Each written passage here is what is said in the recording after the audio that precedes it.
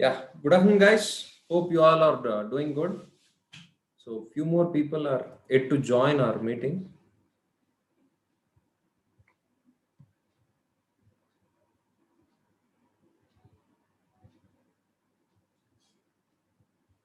So, maybe I'll take one more minute, then I'll make maybe Roman as.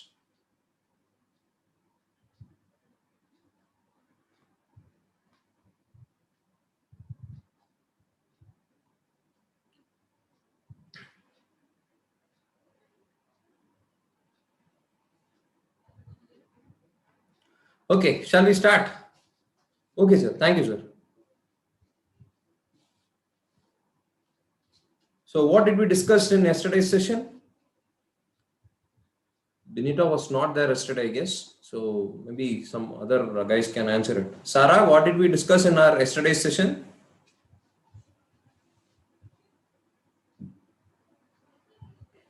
Sarah, are you there? Yes, sir.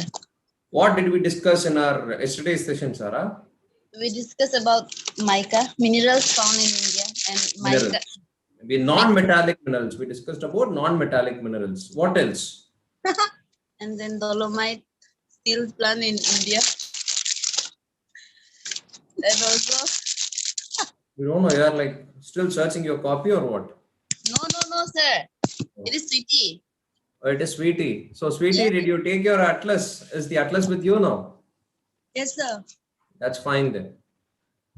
So, today we are like going to discuss something regarding non-conventional energy resources. And once we are done with that non-conventional energy resources, we'll jump into the industries of India. So, it's something.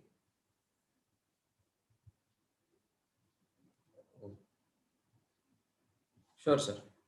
So maybe we'll discuss about industries and what are all those important factors which is responsible for maybe when we are like going to start an industry or yeah, few more people are like still people are joining us. So industries, so important industries and what are all those important industrial regions of India. So we are going to discuss about that as well. Hopefully we'll complete that. So I might be a bit fast, maybe like yesterday. Today also I might be a bit fast. So maybe you have to come along with me. Only then you will understand. It's going to be an easy topic. What we are going to discuss today, no, it's going to be very easy. But only thing is you have to note it down somewhere. Definitely, there is a chance that you might get one or two questions from what we are going to discuss in today's session. Mostly, this non-conventional energy resources, which we were not able to complete yesterday, no. So even some past, the past 4 to 5 years, no, at least 3 years, there is some questions related to that. Maybe something related to solar energy or maybe other energies as well. So we are going to discuss about that. So, what are all those different non-conventional energy resources? Who can give me the answer?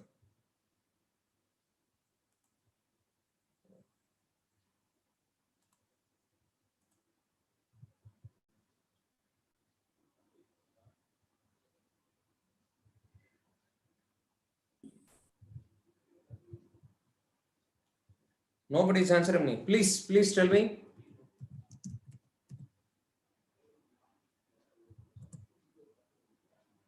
Solar energy. So, solar energy is a non-conventional energy. Okay. Only solar energy, or we have something else? Wind energy. Wonderful. Romanji has started her bullets today. So, wind energy. So, what else? Bioenergy, one of the most important energy which we are discussing a lot these days. Sneha has given an answer. Sir, any source of energy which doesn't come from conventional energy sources like fossil fuels, like geothermal, biogas, etc. All those things will come under non-conventional energy resources. So wonderful answer by Sneha as well. So let me take you into today's PPT. So if you have any doubt, hope once again I'm telling you, you will have your atlas in your hand, I guess. If you are not having, just go and take that and sit with your atlas in today's session. Okay, so it's going to be a bit important. You have to know about the reasons. So I might be taking you to different parts of India. Maybe today's atlas is like going to be your bus. Maybe in tomorrow's session, no, we'll discuss about roadways, transport. So roadways, railways, airways, waterways. So your atlas will become as initially it will be a bus, then it will become a train, then it will become a flight, and finally it will become a boat or ship or something like that. So all those, yeah, good, Sharmila, good answer by Sharmila as well. So we'll discuss about all these things. Yesterday itself we discussed certain things about hydropower. So hydropower plants and even about all those dams. Already we have discussed a lot about those dams. So in today's session, we will start with the non-conventional energy resources. Let me take you, yeah. So is it visible? Yes, sir. Yeah, thank you, Sneha. So today is 3 in 1, I guess. Sarah, Sweetie, and Alice. So good. So non-conventional energy sources. So initially we'll discuss about solar energy, which plays a major role these days. I'll also discuss about the solar energy in detail because there are few schemes which was introduced by this government related to this solar energy. It is like very, very important.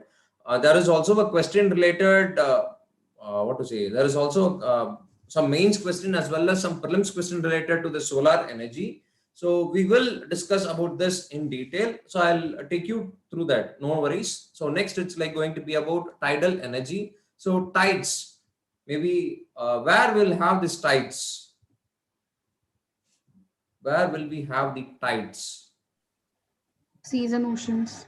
Seas and ocean, obviously. So the energy which is like extracted from the tides which is present there in sea and ocean, no? So that will also be like considered as non-conventional energy source. So we don't take that kind of tidal energy from, what to say, many places in India, but it is confined to certain places. We'll discuss about that in detail. Next, it's like about wind energy, one of the most important form of energy. And do you have any kind of windmills there in your place? Windmills? Is it there in Assam or in Arunachal Pradesh?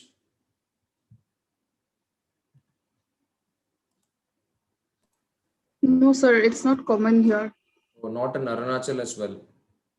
Maybe we in Tamil Nadu, we have the, I think so, we are the largest producers of wind energy in India. So we have lots and lots of wind energy. And even here in our home, I'm like present, especially in between Tamil Nadu and Kerala, in the border of Tamil Nadu and Kerala. So we used to have, what to say, that to this season, especially, it will be like completely full, what to say, full of wind. Will be like experiencing, if at all I just go and stand there in my terrace, no, that wind will just take away me from my house. So that much of wind we used to have, and they are utilizing that potential to the maximum. So wind energy also plays a major role in what to say, in creating some kind of energy here. That is, we cannot store this energy. Energy can either be created or destroyed, and we can't store this, but it can be converted from one form to other form. So all these solar energy, wind energy, or whatever it might be, it is something which we are like changing it. All those wind energy is converted into electrical energy, and we are utilizing it in maybe even some industries which is present in our area. It is also using those energies. Next, it's about geothermal energy. Who can tell me about geothermal energy? Do you have any idea about geothermal energy?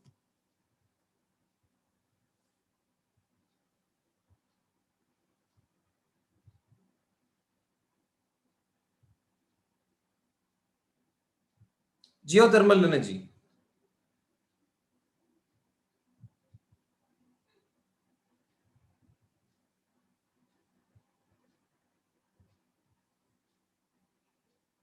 Nobody wants to tell about geothermal energy. Hot stream from core of Earth. Good taba. So some energy which is extracted from the rocks, which is extracted from, like what he has said, no, core. So all those energy will come under geothermal energy. It is confined to important places. I'll show you the map as well. So you need not worry about that. So that is geothermal energy, and we are like not having that much of geothermal energy places where we used to take this geothermal energy. No, we don't have that in different places. It's like confined to certain things. And next is about bioenergy, biomass and biogas. What is the difference between biomass and biogas? Who can give me the answer? Biomass and biogas. Who can give me the answer? What is the difference between biomass and biogas?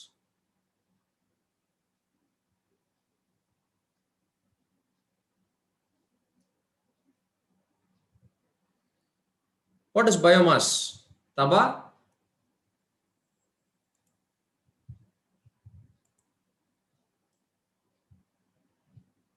Biomass.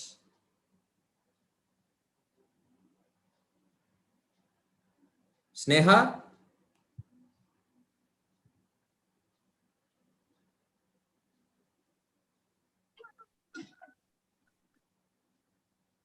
Biomass and biogas. Romanji, what is biogas? Biomass is derived from organic waste, maybe. Maybe can we tell it as a biological matter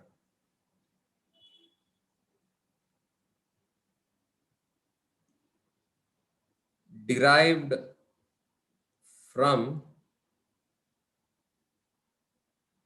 from living organisms, and biogas, yeah, and biogas, it is a product of biomass. Good answer by Sneha and Taba. Maybe you can tell it as gas produced from organic matter. Gas produced from organic matter is called as biogas. So I'll give you, or what to say, mostly it will be in solid state. This biomass will be in solid state, and biogas, obviously it has to be in a gaseous state. So there will be few seeds, and one most important seed which is called as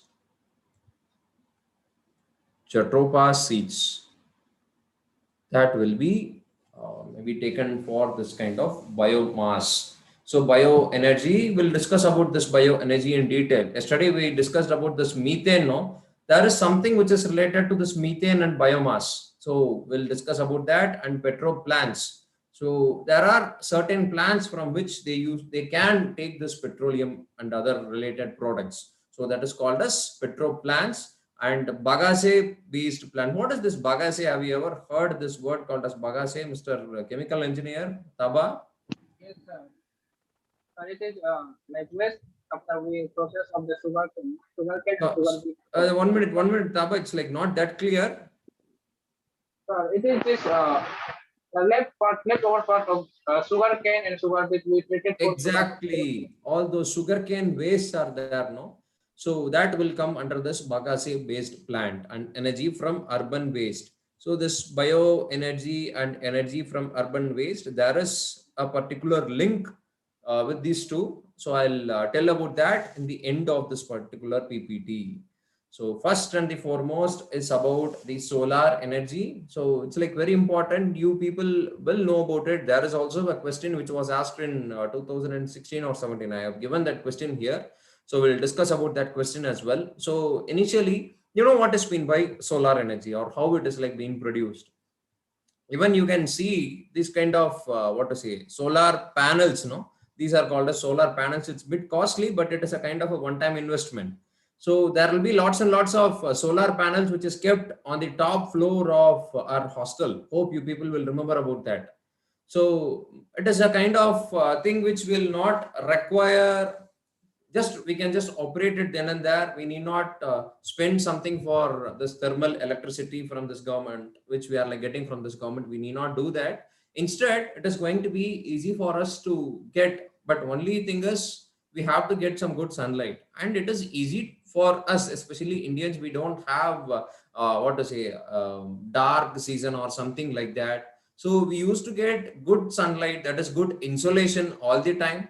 So it is easy for us to get this kind of what to say, the solar energy as maybe what to say, easily. It's easy for us. So last year there was a question based on that. So I just gave here maybe till this September 30, 2020. Now the solar energy installed capacity would have increased a lot. So present data, I'm just searching for the present data. So maybe before your exam, there will be, you have to be updated. So if possible, we'll meet again when I get all those kind of details. Even population also, we have to wait for this 2021 census. When it is like there, no, so definitely we'll just add those additional points. So initially they were like targeting around 100 gigawatt by 2022, and maybe overall it was around 175 gigawatt of renewable energy. Okay, government was like expecting to produce 175 gigawatt of renewable energy and 100 from solar energy and 60 from wind energy and 100 what to say, sorry, 10 from this biomass and 5 from hydropower. But all our installed capacity is like more than what is required. So we just achieved around what to say, maybe 20 megawatt. Initially they just wanted to make it, but they did it very soon. So their actual target was this 100, but before 2020 itself, or in the year of 2020 itself, they have achieved around 90.6 gigawatt of solar energy. So we are advanced in producing the solar energy. So not only in our country, we are also giving the solar energy which we are producing in our country to Nepal.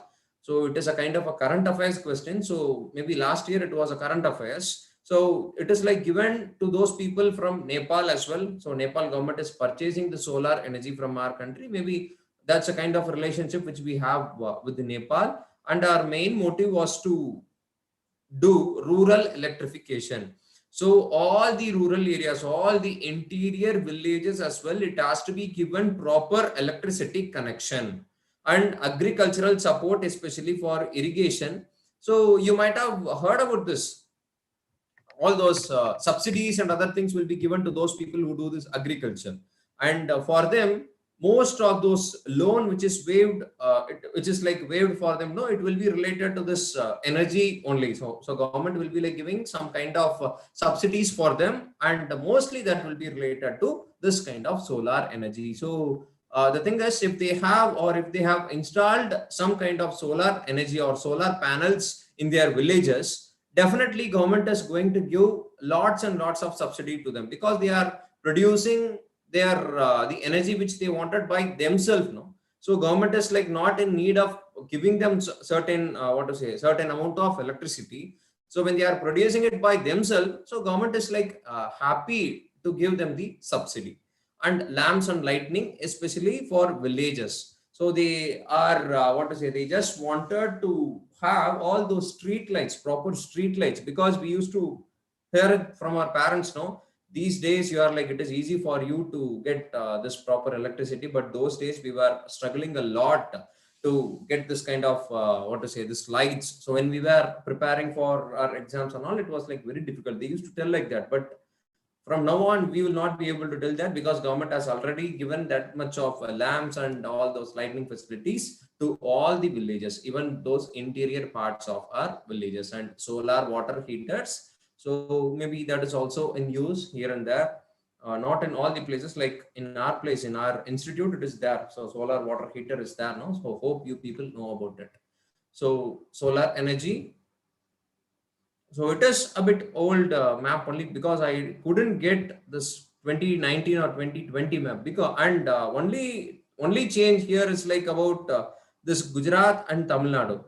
So all the other things, even now also Karnataka stands first in production of the solar energy, and Telangana stands second, and Rajasthan it stands third, Andhra Pradesh is fourth, and Gujarat stands fifth, and Tamil Nadu stands sixth. So this is about the ranking of this was actually a question: which state in India is the largest producer of solar energy? It is nothing but Karnataka. You have to give this answer, Karnataka. Okay, so this is about the solar energy. Few more points like schemes which you have to know, and also the issues related with that. So see here, schemes related with the solar power in India. Number one, it is Jawaharlal Nehru National Solar Mission. I said about that, no? Initially 20 megawatt, they just wanted to make it as 20 megawatt, then finally they will be able to achieve 100 gigawatt. Okay, so they did that. It was easy for them. They didn't think that it is like going to be that easy for those people who can all those technicians from India who can produce this much of solar energy. And their target was around 40 gigawatt of rooftop and 60 gigawatt of large and medium grid, which is connected to solar projects. So mostly will be able to produce around 40 gigawatt of solar power from rooftop itself, and 60 gigawatt from all those other plants. Have you ever seen that much of solar panels which is like kept together? So solar park, it is called a solar park. See here. So I have seen few solar parks, especially in the outskirts of Delhi. When you go and train, no, you'll be able to see that. And mostly Andhra Pradesh and Karnataka. So whenever you travel in a train, no, so when you are moving towards this Andhra Pradesh or Karnataka or even towards Delhi, you will be able to see lots and lots of solar panel which is like connected together. So it is called as solar parks.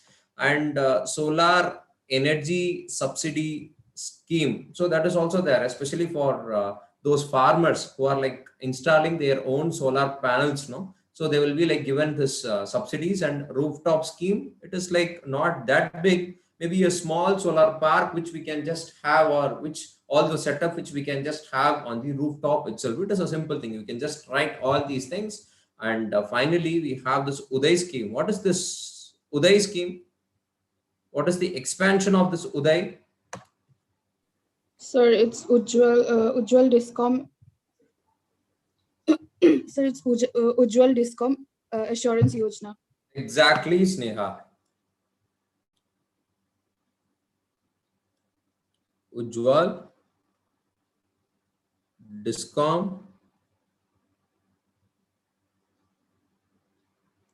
Assurance Yojana. What is that, Sneha? What is this Ujjwal Discom Assurance Yojana? Sir, it's a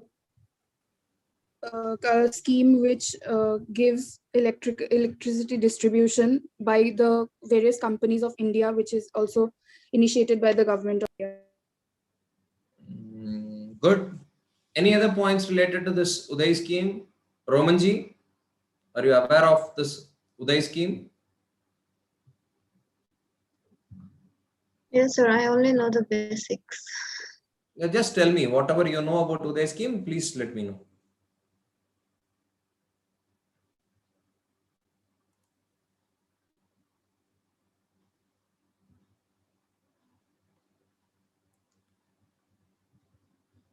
Taluk, are you there?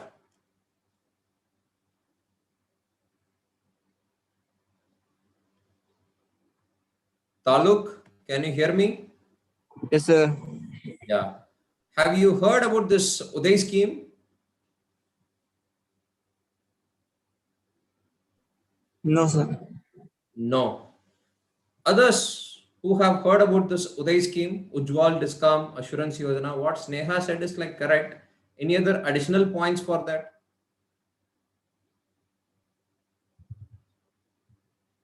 Who can tell me? Financial support to the power company when company is in deficits. Not exactly, but yes, we can just tell that. So maybe read a bit more about this Ujjwal Discom Yojana. That's like important, sir. So maybe you can just have a look about this Ujjwal Discom Assurance Yojana. So these are the different schemes which is related to solar power in India. So next, these are the different challenges. So this might be a question in your minds. What are all those different challenges related to the solar energy sector in India? And one challenge, mostly you can add this kind of challenge to different questions, sir. See here, this point, import of cheaper solar panels from this China. So Chinese solar panels, no, it's like a bit cheaper. As usual, it is cheaper.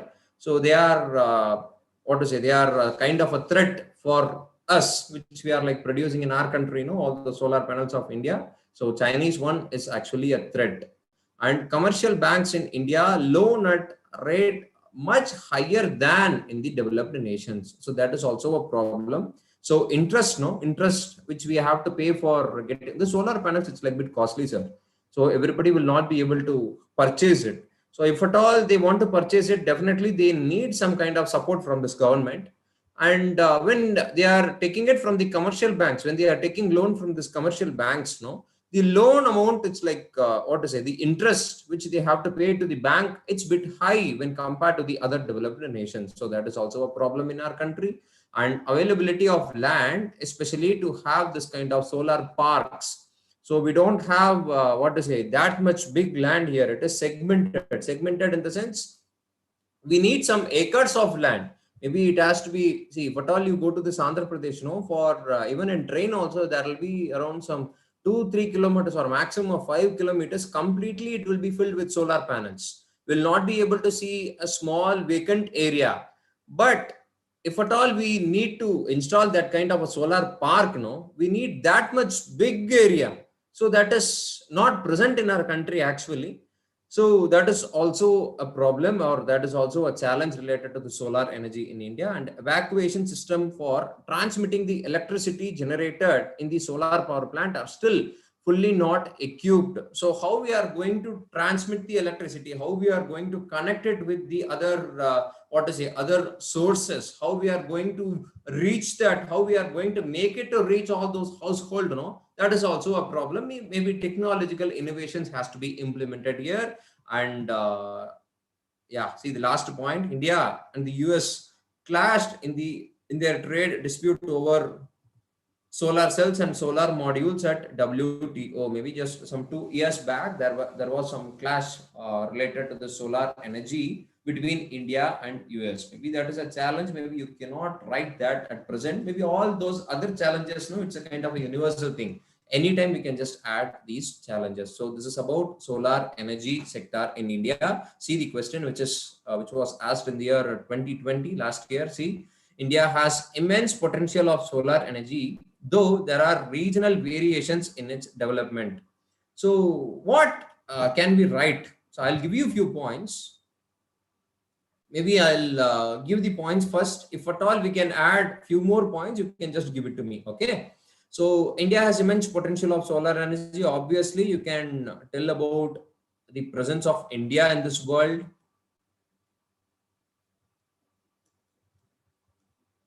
India in the world. So where it is present? So it is present in tropical region. So which is going to get some good amount of insolation. So tropical region, good insolation. What is insolation? What is insolation? Incoming solar radiation.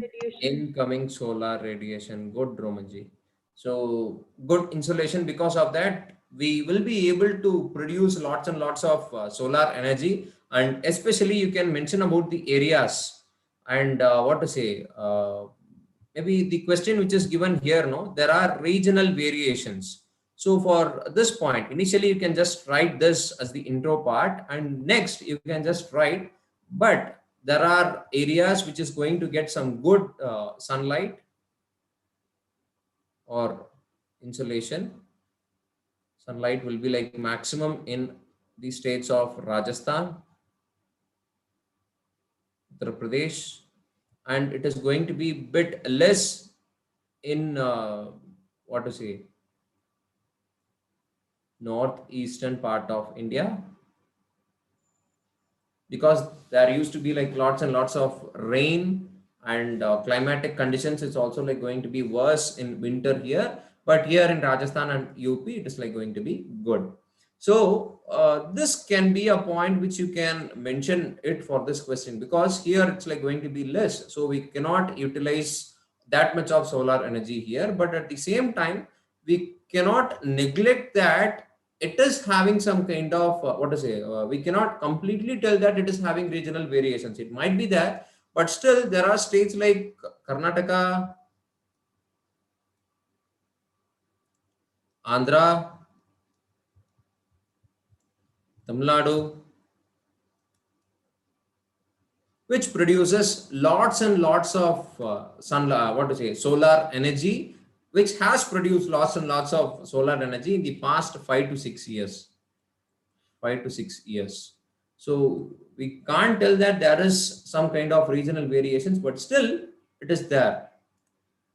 Sir, in this question, we should write more about challenges that face rather than potential. Yeah, you have to write more about challenges, because they have given, see here, though there are regional variations in its developments, like there are certain challenges here and there, but still we are able to produce that much of solar energy, especially from the South Indian states, and also in the western part of India, like Rajasthan, UP, and even in Gujarat also, they are able to produce lots and lots of solar energy. And finally, the climax, that is in the conclusion, you can tell that, yeah, we have already produced lots and we have achieved these things I said here, no? So all those, what to say, yeah, this one, no, already we have produced around 90.6, now it's like around 95. So we have produced around 95 gigawatt, which was like planned for 2022, but we are well ahead of it. So we are also giving it to Nepal. All our neighboring countries like Nepal or Bhutan, or also you can just add it to it. Okay, so this is how you have to write answer for this question. Any other answers, any other external or additional points for this question? Who can tell me? Sneha, any other points?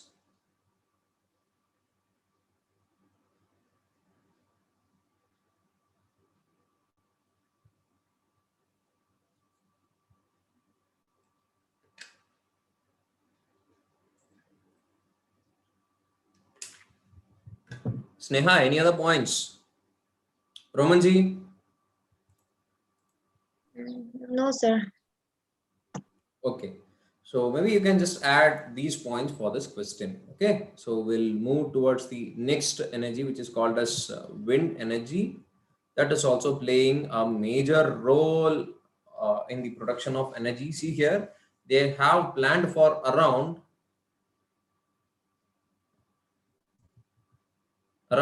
60 gigawatt or of wind energy, and already we have attained around 35 gigawatt, maybe according to 2020, no, around 35 we just had, and we are the fourth largest wind power in India.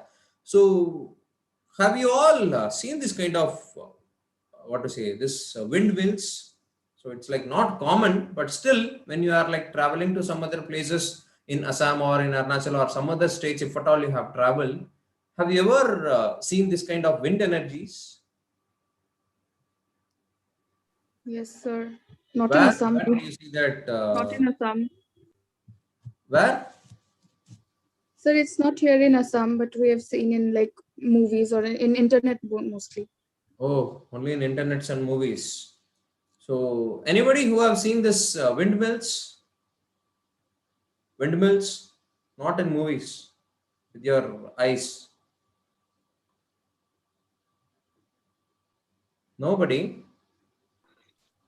And Tamil Nadu, it's like lots and lots of windmill is there in our place, and especially in my place now. So it's like going to be full of wind in this season. We have one in my village. Oh, Emmanuel in Manipur. Good. So finally, Emmanuel has opened his mouth. My laughing Buddha.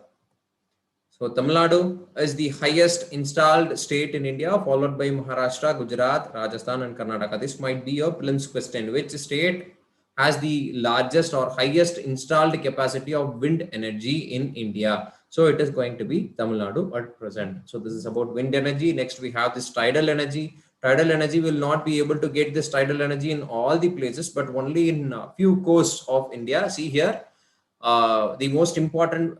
Yesterday we saw one question. Hope you people remember it.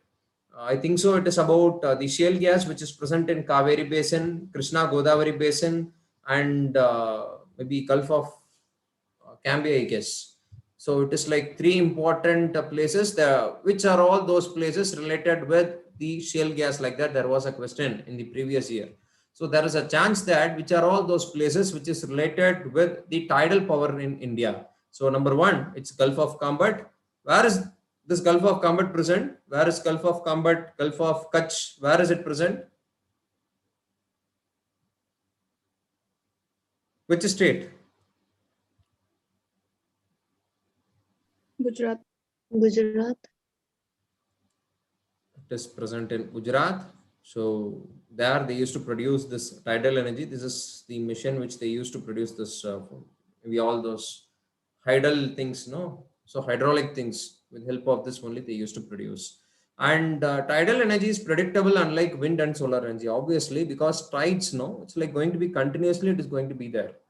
There is not one particular day where we cannot expect some kind of tide. Maybe there will be some kind of bigger and larger tides, but not like we cannot tell that tide is not going to come. Maybe we can tell that wind is like it's not that windy, we can tell, and even insolation is a bit less today, we can tell about that. But tide, it's going to be continuous, and it is predictable. We'll be able to produce that much of energy, we'll be able to calculate it. So that is about tidal energy. And next energy is about the geothermal energy. Once again, geothermal energy, it is confined to certain places of our country. See here, we have that in the foothills of Himalayas, and Sohana, West Coast, Cambay, and Sonata, that is Son, Narmada, Tapti, all those river areas, no, nearby river, and Godavari and Mahanadi. All these areas, they are able to produce this geothermal energy. Maybe it's not a very big topic. Maybe it's we have some kind of subjects in civil engineering, and even in mechanical engineering they have this thermodynamics and other things. There it might be bit important. Even in civil engineering, this geothermal, that itself is a paper. So maybe for UPSC, I don't think so they will ask that much. And there are also other places like Puga in Ladakh, and Tatapani and Cambay Basin. So this is a small topic about this geothermal energy, which is like not that important, but you have to know the places. So I'll send you the PPT as well. So it will be easy for you to, go through all these things.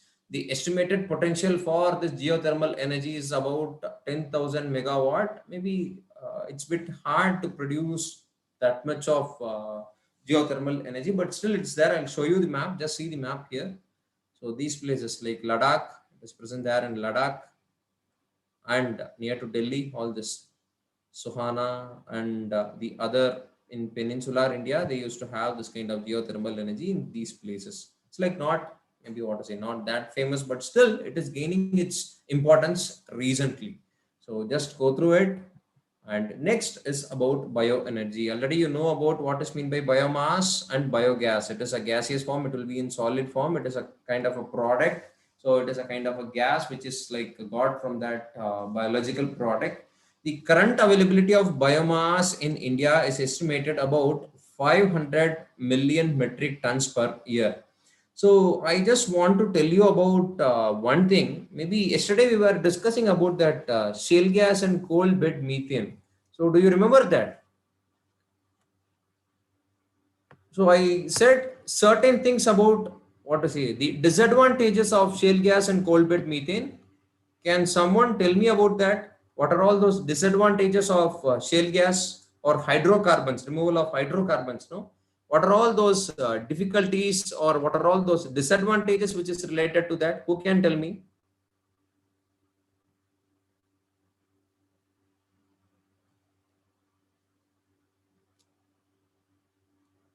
Who can tell me? Yesterday we discussed about that, no? Said about hydrocarbon.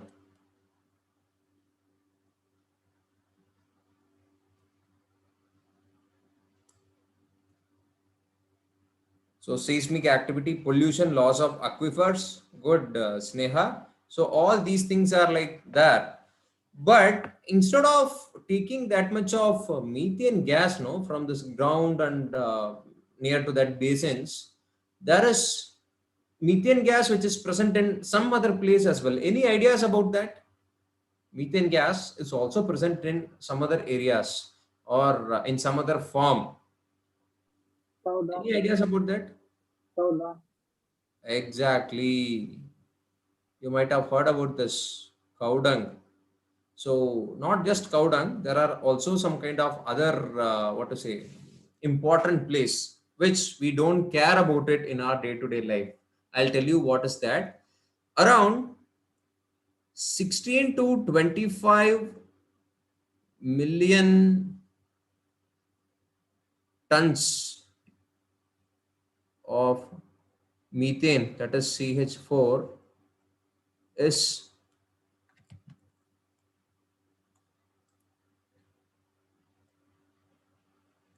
evaporating, sir, into the atmosphere.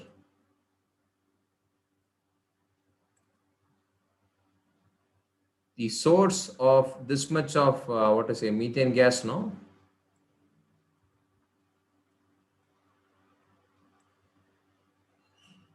from garbage. So instead of going and taking this hydrocarbon from all those Kaveri and other basins, no, they can utilize this garbage. So what to say, in India, around 2,300 crore or 23,000 crore, no. So that is used for solid waste management. That is around what to say, we can tell it around some 10% of our tax amount, no. 10 percentage of our tax amount is used for solid waste management in India. And what to say, mostly what is happening there with the garbage, no? So those people who take that contracts, those people who are like doing, there will be some kind of what to say, any private people or triple P, public private partnership, some private members will be taking this contract of the dumping yards and all those waste. What they will do, no, they will just take all those waste and they will go and burn that waste. So what do they do in Assam? Maybe Sneha, you can tell about that. How do they treat this waste or this garbages in Assam? In Guwahati, maybe. Sir, most of the waste managed by the municipality board, that is taken care of to an extent. But in our places, for example, the area where I live, the waste is managed by some NGO in collaboration with the government. But what they do is they just dump it in a landfill. Recently, I think if you are active in Twitter, you would see the case of Chandrapur. Chandrapur is like a buffer zone between Pobitora Wildlife Sanctuary and two World Heritage beels, like lakes, water lakes. It's a conservation site, but what the government, Assam government, did is 12 to 13 trucks of waste were escorted by the government of Assam's convoys to turn Chandrapur into a dumping yard for Guwahati. So all of us have been really protesting against that. But that is what is happening in Guwahati, sir. Basically, they just make landfills, like clear forests, and then make it as a landfill for the garbage dump without treating it properly before introducing it back in the environment. That's really bad, na? So they have to take care of it properly, and which is not happening. So there must be some kind of involvement from the what to say citizens as well. But that is also like they are like mostly government used to tell you have to separate or you have to segregate all those degradable and non-degradable what to say waste. But we are not utilizing it. We are not doing it properly. We are just giving it. So we are mixing everything and we just give it to those people or the corporation people who just come and collect it. and we are like not what to say, you know what they are doing, they are like going somewhere and they are segregating it and they are doing, see, they are also humans, so we have to take care of that as well. What about in Arunachal, maybe what about in Itanagar, Romanji, what do they do those wastes which is produced there in Itanagar? Sir, they dump in a place and they just burn it. Exactly. So that burning of those waste, no, that is also going to create lots and lots of pollution. Everywhere they are doing the same thing. Instead, they can utilize in a different way. See, I'll tell you, this methane gas, no, maybe from 1 ton of garbage, maybe 1 ton garbage, no, they can extract 40 kgs of methane, that is CH4. 40 kgs of methane can be like extracted from that. 40 kgs in the sense maybe 2 LPG.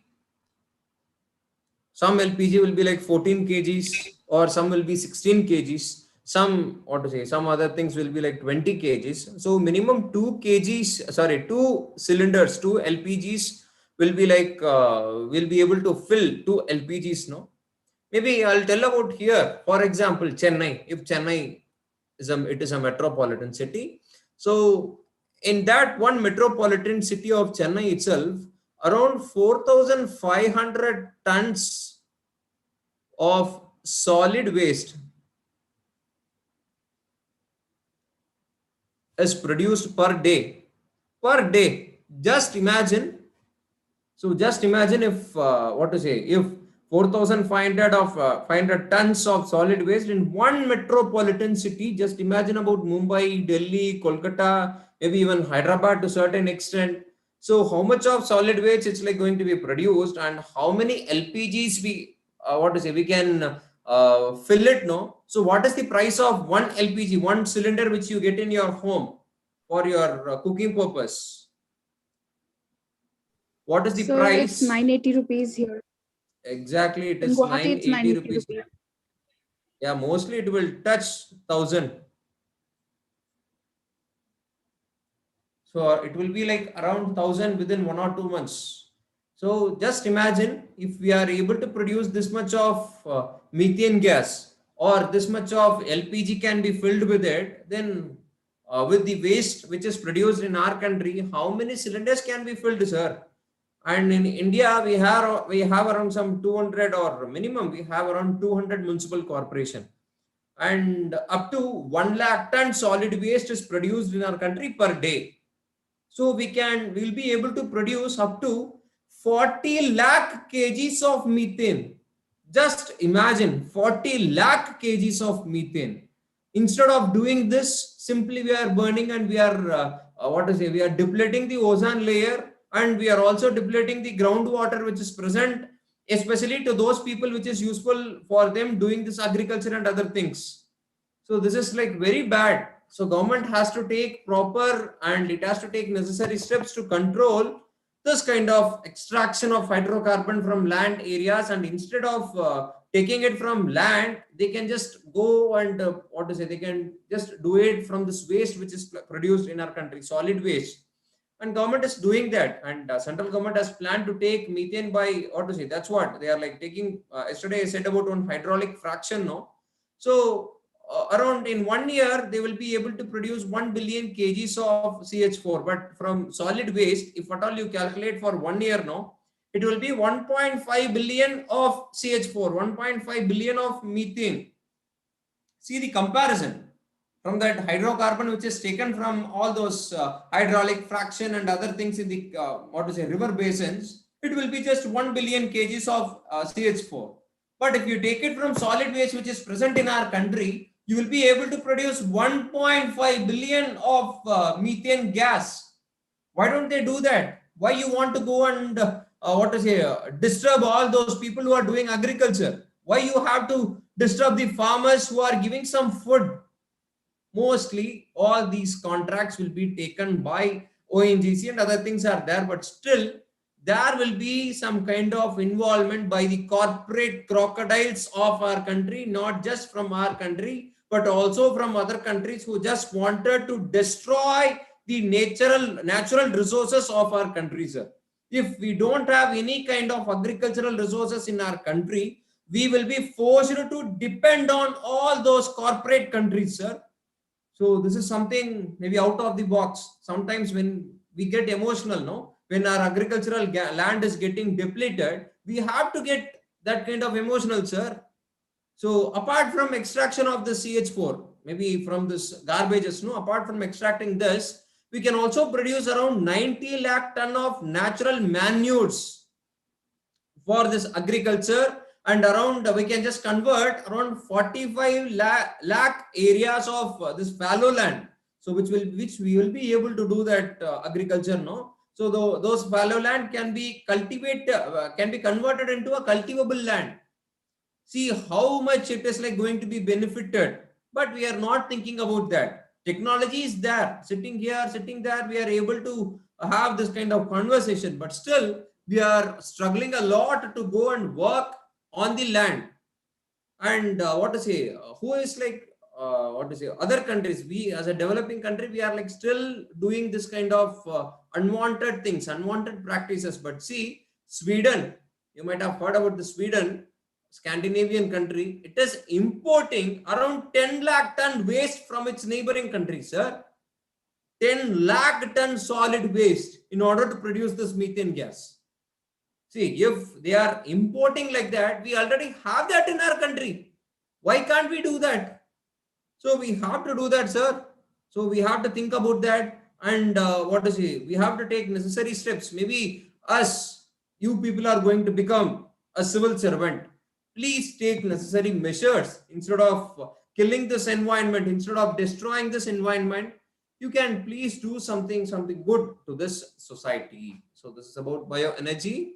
So previous year question, last year's question, 2020 only. It is actually a kind of current affairs question. What to say?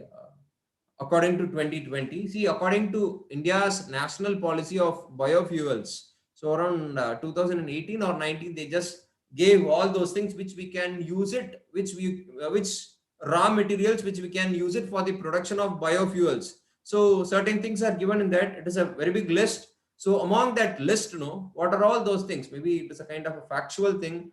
Mostly people will not know about these things. So many people just avoided this question. See here. So 1, 2, 5, and 6, like cassava. Have you heard about this cassava? What is cassava?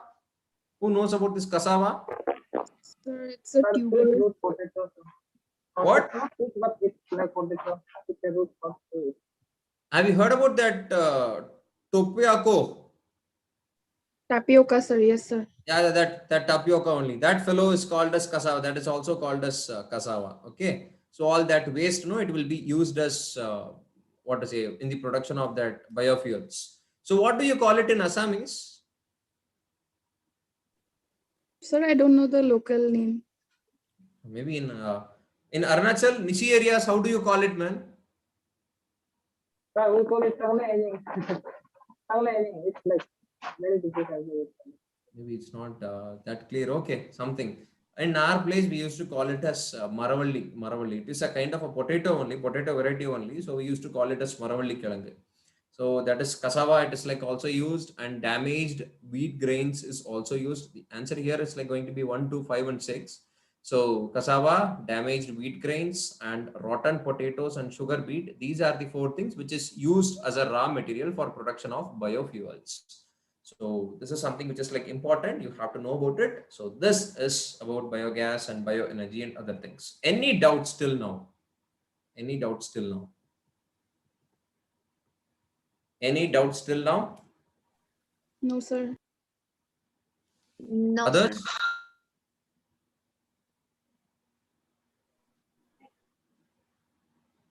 Others? Okay, are you there? So, sir, it's clear, sir. Clear. Yes, sir. So okay, any doubts? No, sir. No, okay, it's like clear. Okay, so here we end with this particular topic. So our next topic is going to be industries, which is like very important. There were few questions, maybe not previous year or before that, but before some 2-3 years, it was a compulsory topic. Each and every year, there will be some questions related to the raw materials or industries or something like that.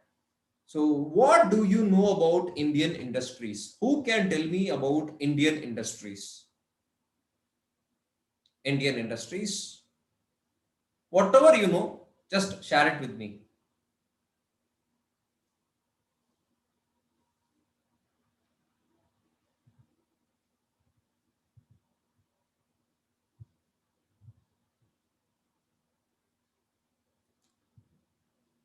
Benita,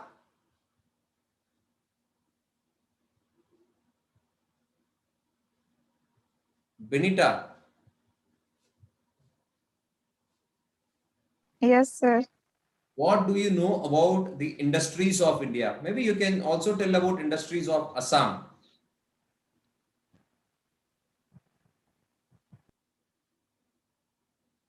Sir, I can say about this disadvantage or Anything, whatever you it's like coming to your mind, just share if it is about industries.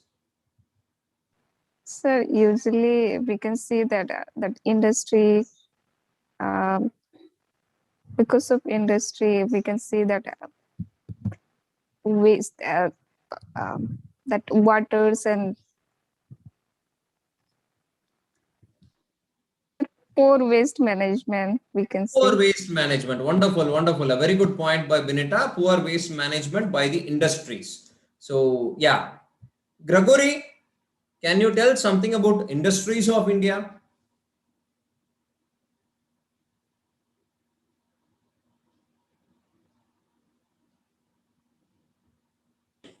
So mostly the they're polluting the air.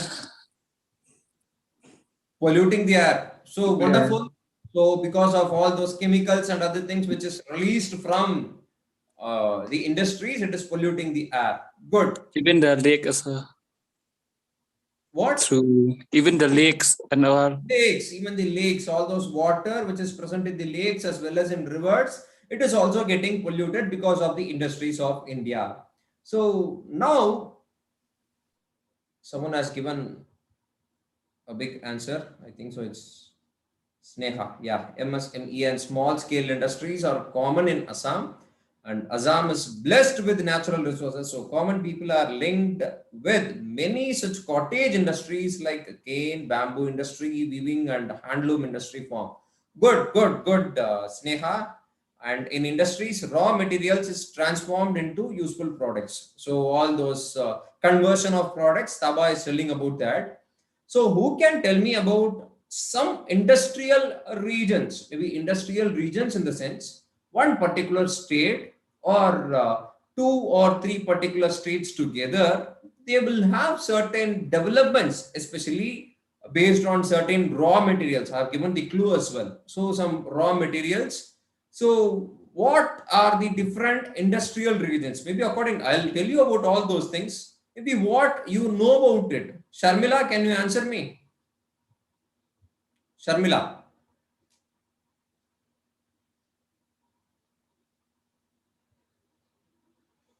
Yeah, Sneha has given a good answer. Sharmila, are you there?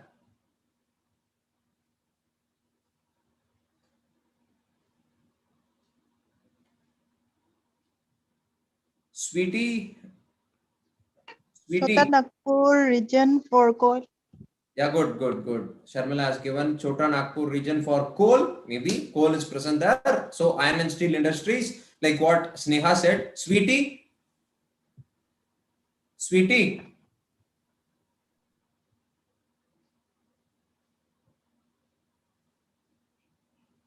Sara and Sweetie are together, I guess. So, you can answer. Either of one can answer.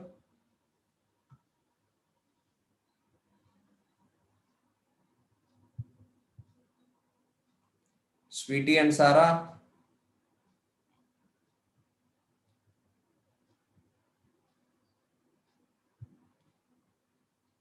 Robin. Robin. Yeah. Gujarat region for textile. Tisco. Ganesh has given Tisco. Sara and Sweetie. It's Ahmedabad, Gujarat, etc. So you have given some good answer. Robin, last answer from Robin. Robin, are you there?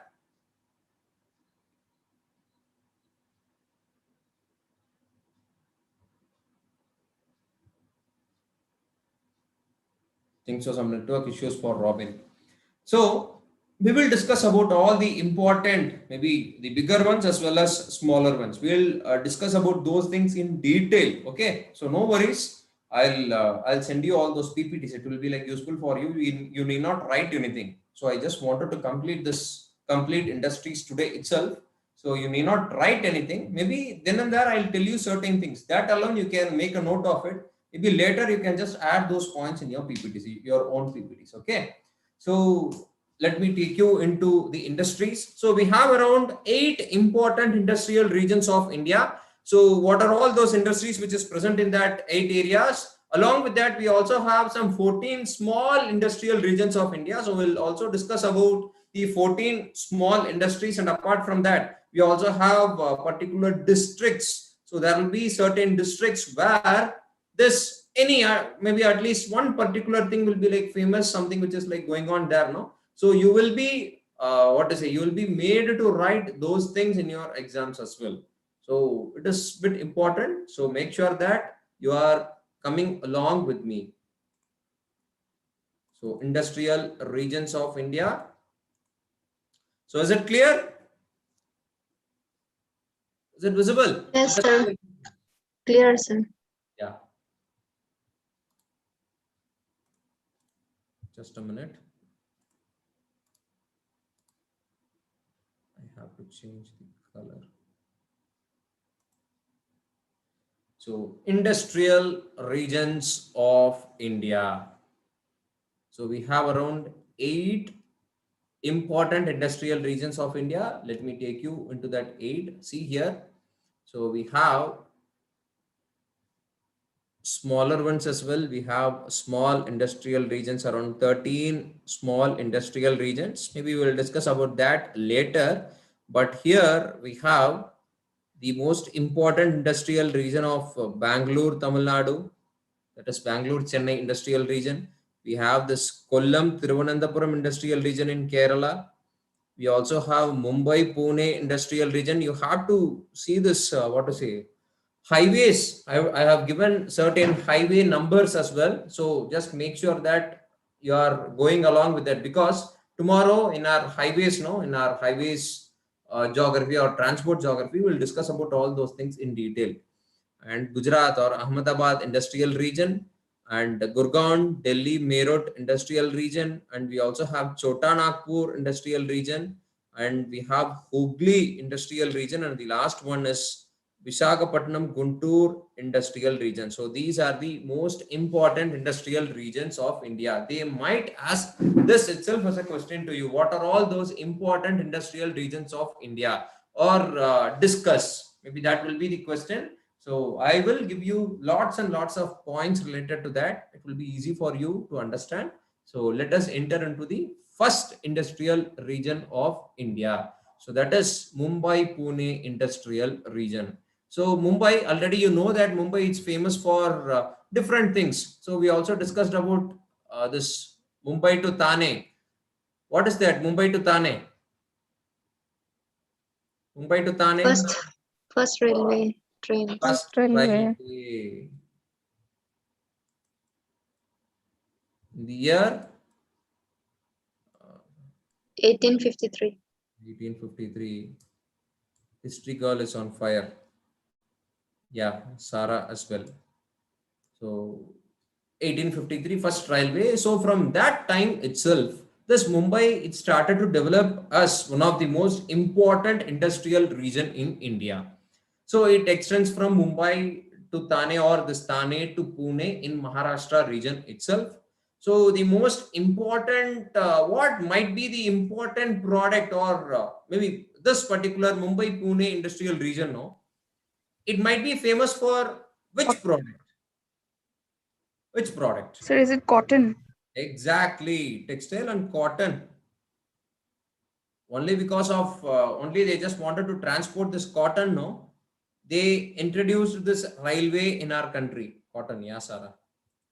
So they introduced this railway in our country. So cotton plays a major role in this particular industrial region. And apart from this cotton, we also have other industries. I'll show you that. And adjoining districts of Nasik and Solapur. So maybe it will just come down here.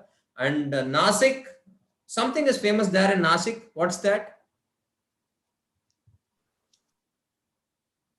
Something is famous there in Nasik. So is it mangoes? Maybe orange is there, like Nagpur, Nasik, orange, mango is there. Something else. Yeah, Ganesh, orange is there. Something else related to economy. Money making. It's not money printing. Oh, good. Ganesh has given the answer. So Nasik, they used to print. RBI has its what to say, all those offices Mint. there. They used to print money. Yeah, it's money printing, Ganesh. So it's there in Nashik only. Now they are also doing it in Mysore. So you have to know about that. So apart from that, these areas, Satara, Ahmednagar, Sangli, Jalgaon, these are the different other places, small places there. So you have to know about the bigger version, that is Mumbai Pune industrial region. And important thing was like Mumbai port, sir.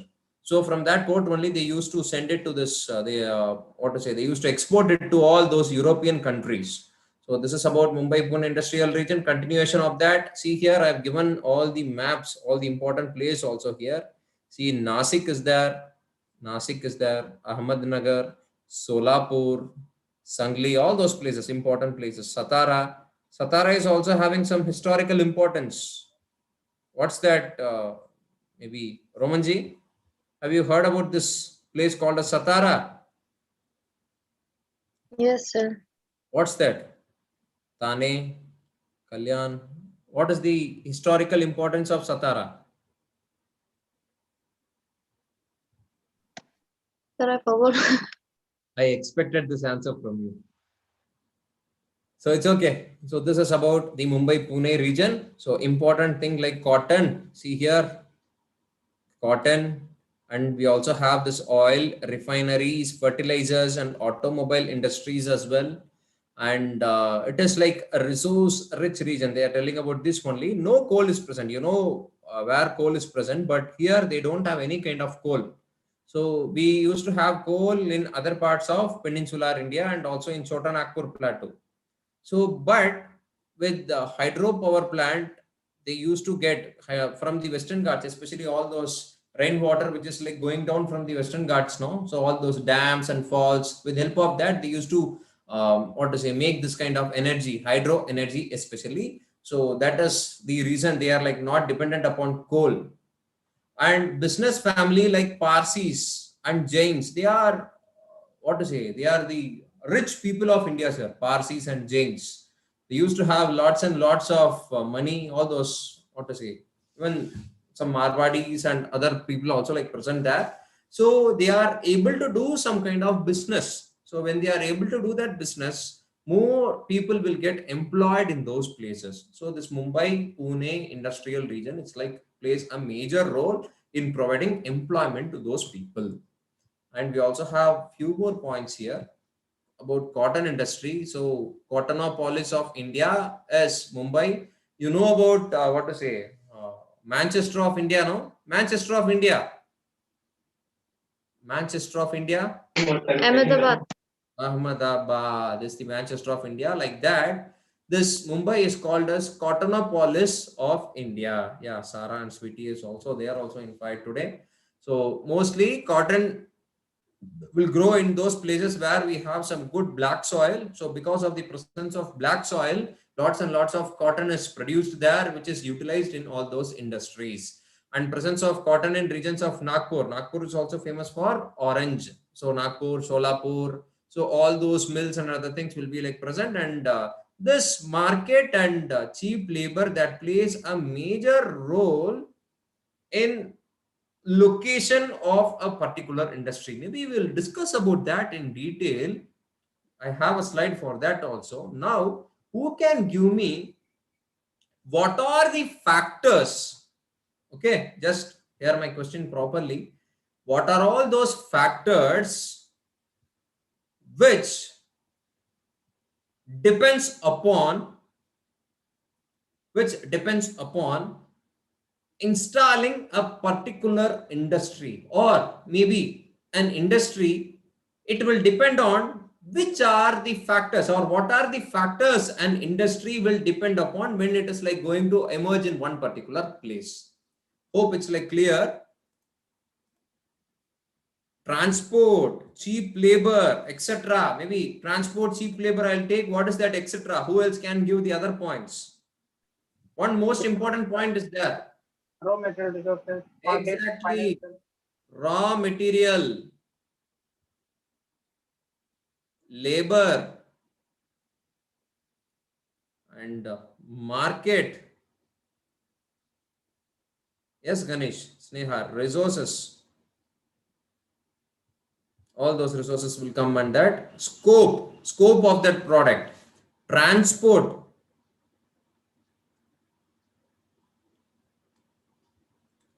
So all these things are, it was a question, sir. It was a main question. Yeah, power, wonderful. Romanji, power. So Romanji is very powerful today. Technology. So based on technology as well. So all these are the factors which an industry will depend upon. So this is about the cotton industry, which is present in Mumbai. So oil refining industries as well, it is also present there. What is HPCL and what is BBCL? What is HPCL and what is BPCL?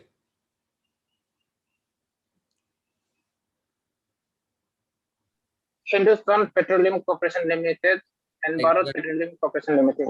Exactly, Taba. Good, Taba. So all those Hindustan Petroleum Corporation Limited and Bharat Petroleum Corporation Limited, it is also present there in Mumbai. And we also have other fertilizer industries as well. Fertilizers, which includes maybe all those chemicals and oils. So all those things are present there in this particular Mumbai Pune industrial region. Okay.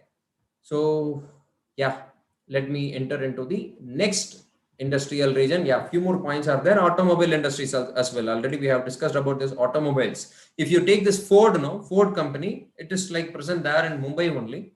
So that head office is there in Mumbai in India, I guess. So all those government policy, good Taba, good answer by Taba. All those factors, government policy is also a factor. So this automobile industries, it is easy for transportation, especially from European countries. If at all those Ford and other things, it is like coming in ship now. So it is easy for them to get it landed in Mumbai, and from Mumbai it will get distributed to other places. I still remember we just booked a car some 4 or 5 years back. So they said that because of some cyclone, and heavy rains, monsoon especially, so we'll not be able to send that car within some 1 month or something like that. And it took around 1 year for us to receive the car which we booked. So it was like coming from Mumbai. Because of the situation in Mumbai, we were not able to get cars. So automobile industry also plays a major role in this Mumbai Pune industrial region. Well connected market and development of automobile. So development of automobile industries and presence of port. So Mumbai port, as well as we also have the support in Gujarat, and also connected with well connected railways and roadways. This NH4, NH8. So NH4, it's like bit important. We'll also discuss about this NH4 once again. Tomorrow I am going to give you a homework. So you are going to see what are all those places which is linked with this NH1 to NH30, maybe NH30, NH1 to NH30. Okay, there are other things as well, but you just go through from NH1 to NH30. And some other industries in this region include plastic, leather, and shipbuilding. Shipbuilding, leather, not as much as in Tamil Nadu and UP, but it is there. So this is about Mumbai, Pune industrial region. At one particular point of time, Mumbai, Pune industrial region, it was like completely occupied. So when it is like completely occupied, they have to search for some other region, and there came this Gujarat, Ahmedabad industrial region. So we'll go about that. Before that, we are going into this Hooghly industrial region. Where is this Hooghly? Hooghly, you might have heard about Hooghly River. Where do we have this Hooghly River? West Bengal. West Kolkata. Bengal, Kolkata. It is present there in West Bengal and Kolkata. What is the bridge which is constructed above that Hooghly River? Name of the bridge. Is it Dayanand Sagar? Howrah Bridge, sir. Oh yeah, Howrah Bridge. Sorry. Bridge. Who said that? Who gave me the answer? Is it Romanji? Roman sir. Yeah. So it is Howrah Bridge, one of the most important bridge of India. So it's a kind of, I think so, it's a cantilever bridge. So it used to, what to say, it is a kind of engineering brilliance it is. So this is next is about the Hooghly River. So mostly as it is a river, all those industries will be dependent upon some good water or inland transport. So that plays a major role in the industrial region around this Hooghly. And industries it has also developed in Midnapur district in the west, maybe in the western part of this West Bengal. And here, see here, Ganga and its tributaries and Ganga Brahmaputra plains. So you used to have some good alluvial soil as well. Maybe those industries are dependent upon the alluvial soil and what to say, the secondary activities which is happening from the primary products. So here, this also, I'll show you the map. See here, all these places. Yeah. So all these places like Hooghly, Naihati, Kakinara, Shamnagar, Sarempur, Titagar, all small places. Sodepur, Belur, Triveni, Kolkata, Shivpur, Howrah, see, bridge, Howrah.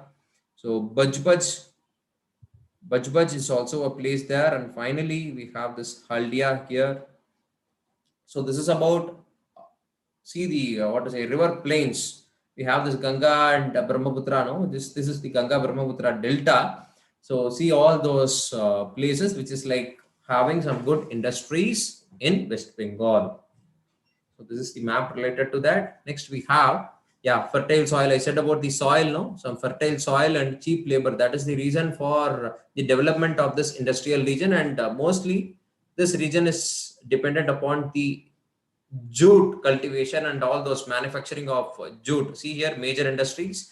We have this jute and tea because of presence of Darjeeling, and originated during British when Calcutta was the capital of India. So historical importance is also there for this Hooghly industrial region. So once Kolkata was the capital, now it's Kolkata. Before it was Calcutta. Calcutta was the capital of India. So during this British period, that time itself they were like, because it was easy for them to have the port. So from there, they will be able to transport it. It was happening like that. Then they had the port in Mumbai and other things, it happened.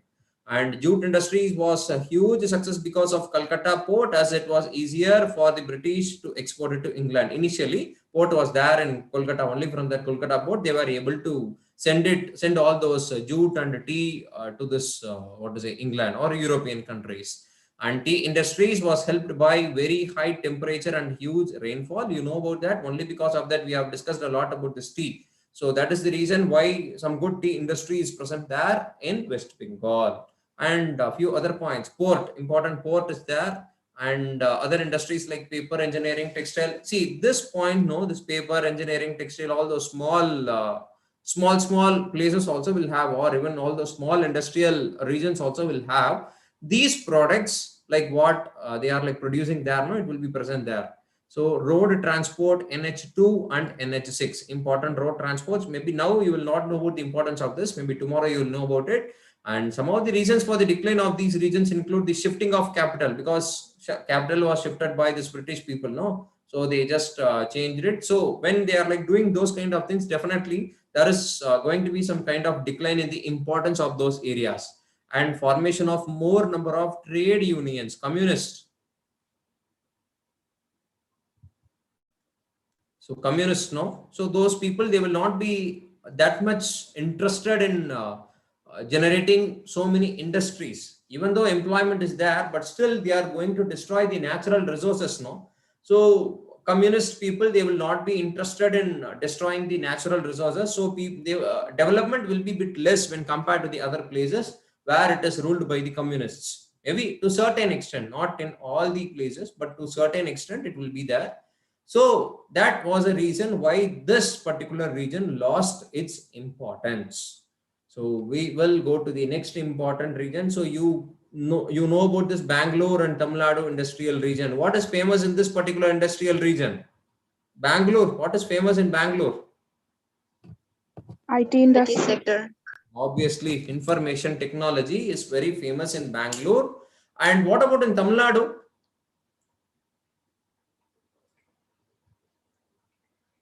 Textile. Wonderful, Romanji. It is textile, especially my place, Coimbatore and Tirupur. It is like very famous for this textile.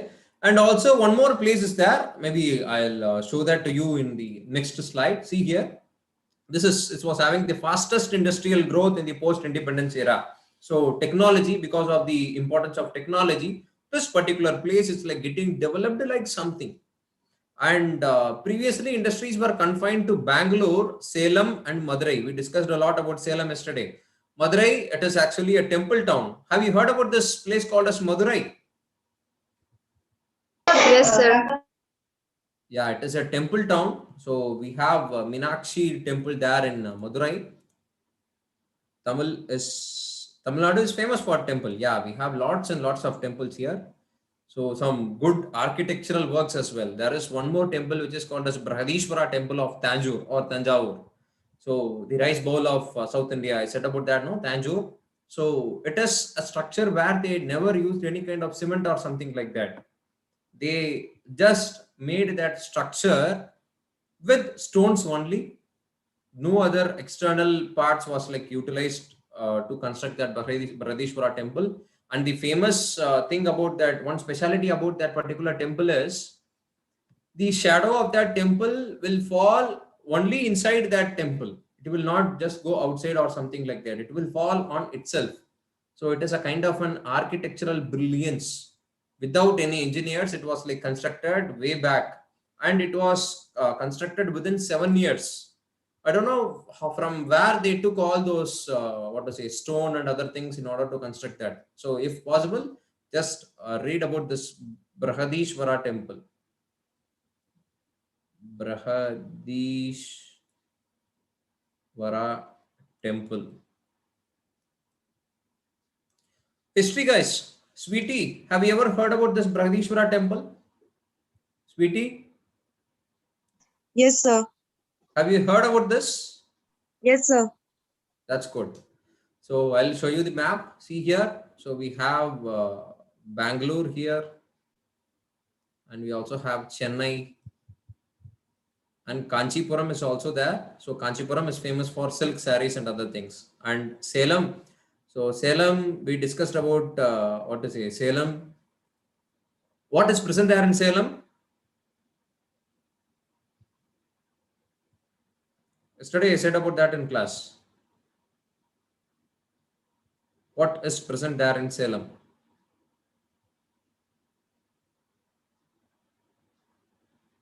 What is this? People are not answering. Sir, steel, aluminum, lead, electricity, and mango. Exactly. So steel plant, maybe all the other things are present, but steel plant, that is like very important here. And there is another place called as Erode, which is famous for turmeric. So do you guys get good turmeric there in Assam and Arunachal Pradesh? Yes, sir, we get. That's good. Yes, sir. We grow our own here. Oh, Erode is also famous for turmeric, and Tirupur and Coimbatore, most importantly, these days it is for what to say, uh, textile industries. But at present, this IT people know they have completely exploited Chennai, they have completely exploited Bangalore, and their next vision now it is towards Coimbatore. In my place only, some what to say, around 10 kilometers from here, we have some two tidal parks. So all those IT people are like working day and night here in this tidal parks. All those cultural effects it started to come here to Coimbatore also, and Madurai, and there is a place called as Sivakasi. Have you heard about this place called as Sivakasi? It's very Yes, important. sir. What's that? Sir, it's the biggest fireworks industry in India. Exactly. Biggest fireworks. No, I have given you the pic also. You can just see here. Yeah, see here. Fireworks. No, this is about Sivakasi. So they used to make all those crackers in Sivakasi. Okay, yeah, mostly dependent on Metur, so aluminium and steel, which is like related to Salem only. Sivasamudram and Pavanasam, these are the dams, Paikara and Sharavati. All these are dams from which they used to take this hydropower. So they are like not dependent upon the coal fields. Instead, they used to take power from these dams. Hydropower is taken there, and cotton industry, that is textile, and sugarcane planting is also there nearby this Madurai as well as nearby this Chennai, outskirts of Chennai. It's there. Chennai in the sense maybe near to Pondicherry, we have this sugarcane plantations and information technology in almost important places like Bangalore, Chennai, and Coimbatore. So cotton industry, because of the black cotton soil and proper climate which is present there, and good rainfall, we used to get around 100 to 150 centimeters of rainfall, and mostly Indian owned industries, in the sense this one, no, this industry, this is like maybe KPR mills. It's like where I did my engineering now. So my college owners, they were like having this one of the important mills of South India, KPR mills. Maybe it was, I just took it from our own website.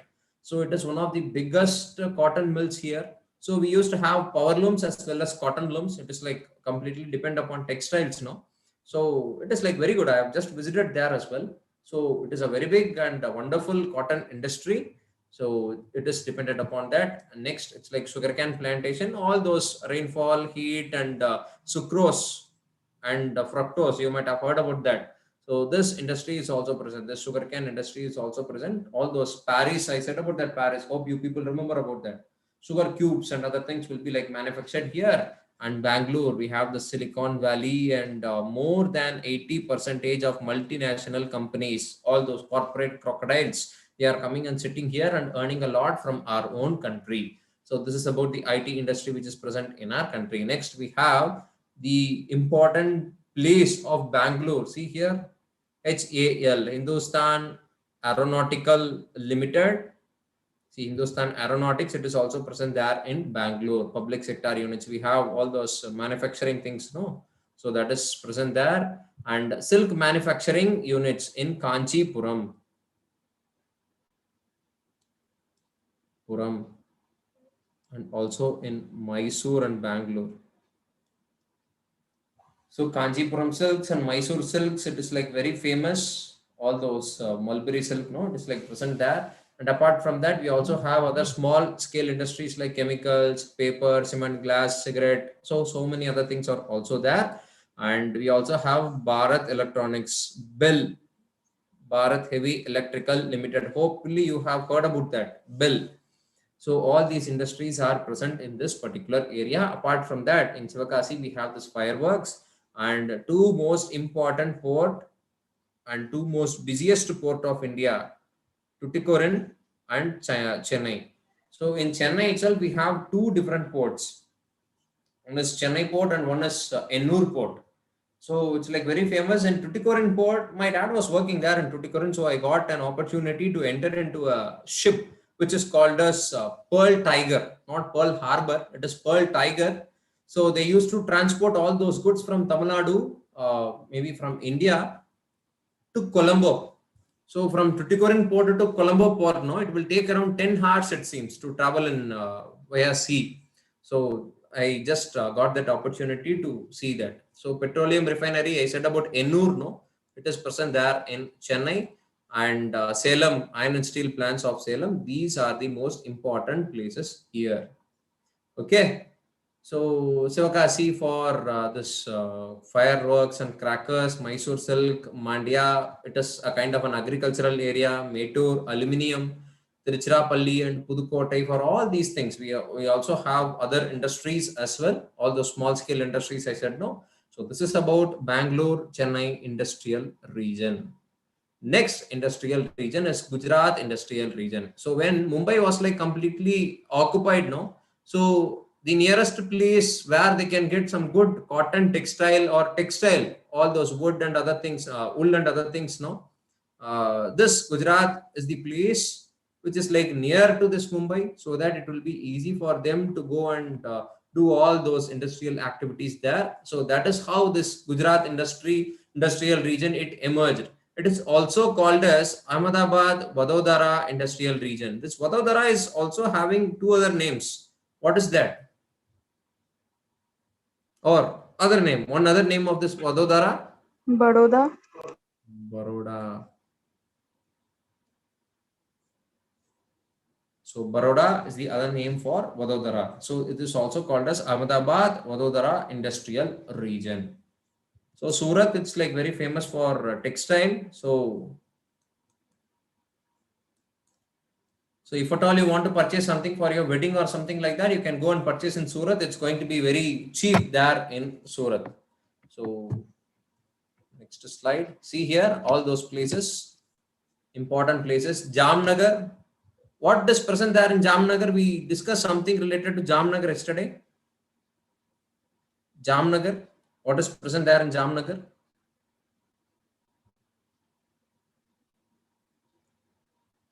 Romanji, any ideas about that? No, sir. Yesterday I said about this place, Jamnagar. Taba. Sir, port, related to port. Not related to port. I don't know, sir. Someone has given the answer. Salt. No, dear. No, Robin. It's not salt.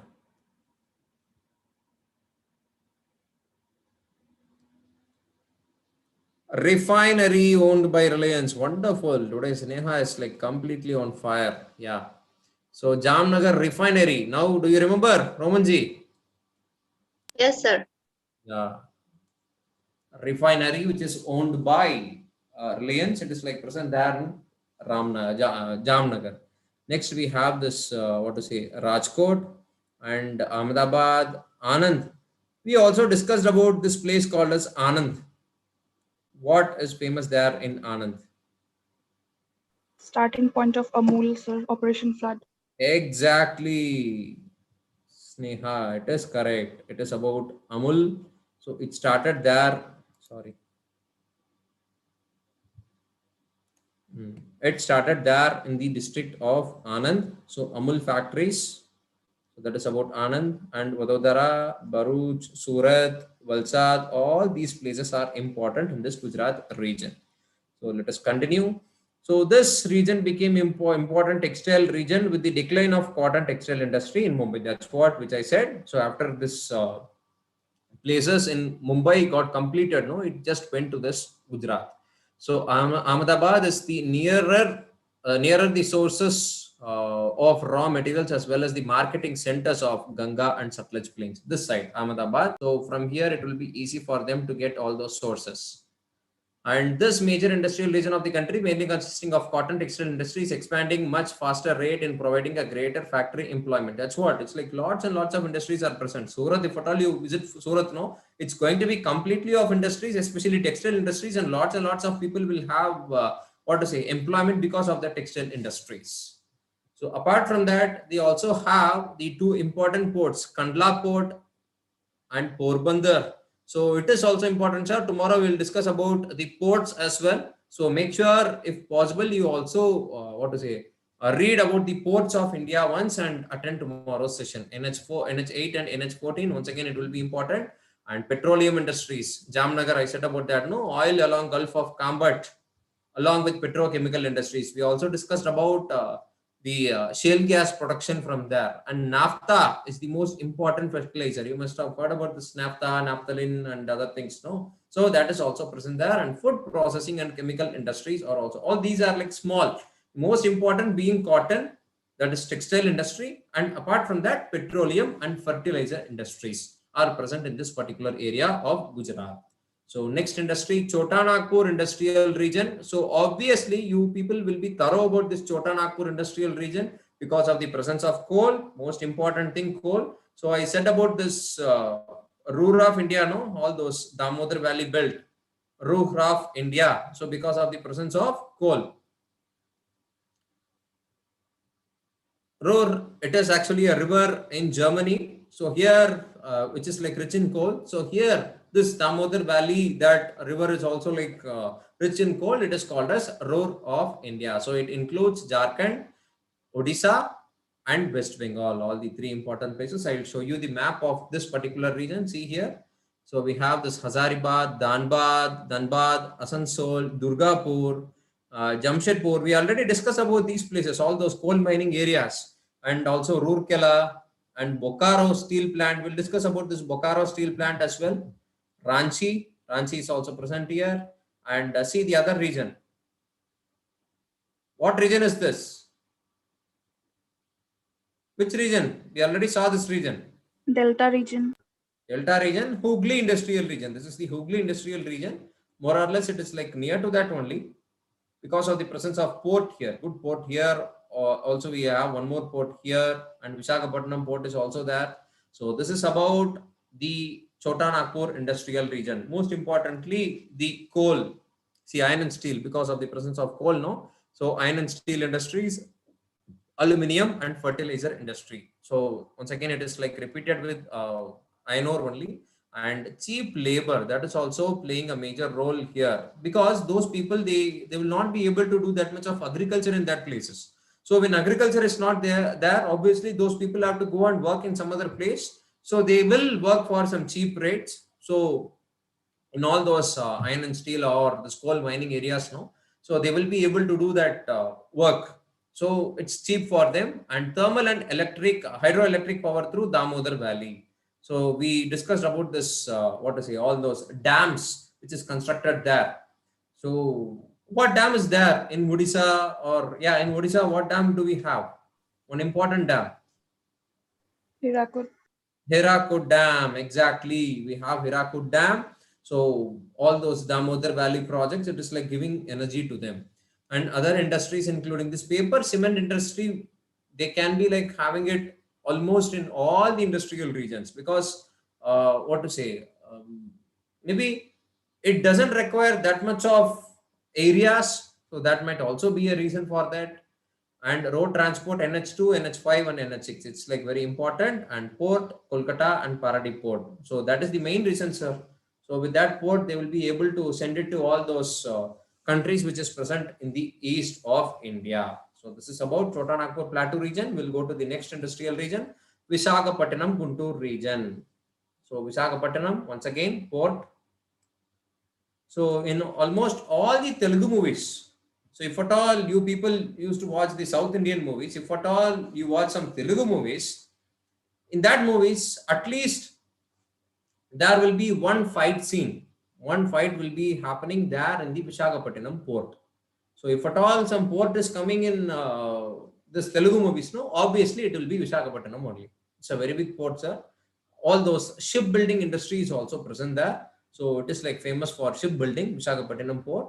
See, this includes from Kurnool and Prakasam districts as well, along with Visakhapatnam. All small industries like sugar, textile, jute, paper, fertilizer, cement, aluminium, and light engineering principles are principal industries of this region. Maybe small industries, but major industries, it depends upon Visakhapatnam and Machilipatnam port. We don't have this Machilipatnam port. Maybe it's like not used that much at present. Maybe initially when British were there, no, it was there. It was like having some good importance, this Machilipatnam port.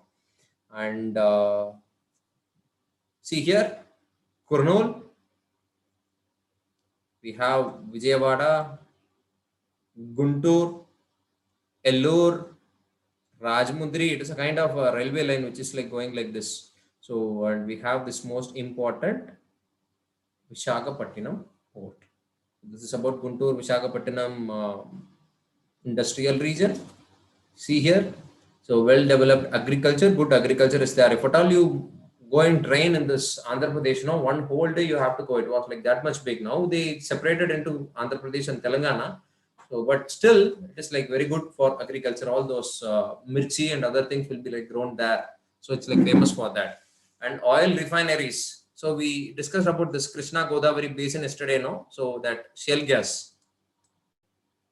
Hope you people remember, shale gas will be like taken from there. So ONGC, Oil and Natural Gas Corporation, and Hindustan Petroleum Corporation Limited. So that is also like they are taking all those things from this oil refineries of Krishna Godavari basin, and they are the largest producer of mulberry silk, Andhra Pradesh. But you people in Assam, you produce muga silk, no? If I am not wrong. Yes, sir. Muga. So NH5. So in the previous thing also we just saw about this NH5, and once again here also in this region also NH5 plays a major role for this road transport, and major shipbuilding industry is present here. This is the most important point here, sir. Shipbuilding industries of Visakhapatnam. So next one, it's about Gurgaon. I think so. This is the last one. Yeah, no, Kerala, it's there. Yeah, Gurgaon, Delhi, Meerut industrial region. Maybe if at all you have visited this Gurgaon, maybe outskirts of Delhi. Anybody who have been to this Gurgaon? Now it's Gurugram. Sorry, Gurugram.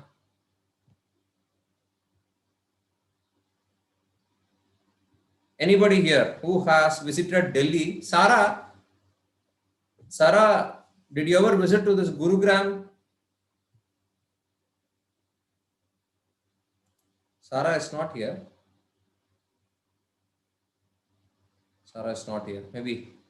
Who else? Sir, I have visited. You have, yeah, Robin. I was like expecting you. So, what did you see there in Gurugram, sir? Robin? What industries? So lots of IT industries. Exactly. All those important IT industries like Wipro or Accenture, whatever it is, it will be present there in Gurgaon or Gurugram only. Maybe Gurugram it's like present on the way to Agra. On the way to Agra from this, maybe Agra or Jaipur or whatever it might be, from Delhi to Agra, if at all you are going, you have to cross this Gurgaon and you have to go, sir. So most of the IT industries will be present there. I'll show you the pic of one particular company which is present there. See here, it is like divided into two belts, Agra, Mathura. So Mathura is famous for what? Sneha? Mathura? Sir. Mathura, it is a famous place. It is famous for what? Mathura. Sir, for Hindu religion, it's like the birthplace of Krishna. Exactly, birthplace of Krishna. So Agra, when you are going through this this road, no, it is called as Yamuna Express Highway. So all those Agra, Mathura, Meerut, and other things will be like there. And the other belt, Faridabad, Gurgaon, Ambala in Haryana. So Faridabad, it will have lots and lots of what to say, this solar power plants or solar parks will be present there in Faridabad. See here, these are the different places, important places of this region: Faridabad, New Delhi, Shazibad, Modinagar, and Meerut. And we also have Ambala. So down south, you have this Agra and Mathura. So important regions or important industries include information technology, IT. See, are you able to see this pic? How does this pic look like? This building, no? How does it look like?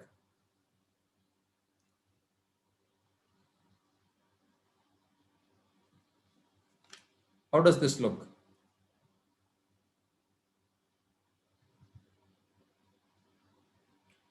Have you ever heard about what?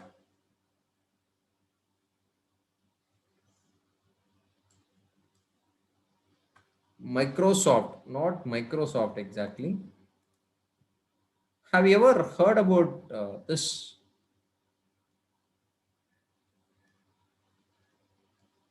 Have you ever heard about this company, Canon? Yes, sir. What's that? What company is that? So camera. Exactly.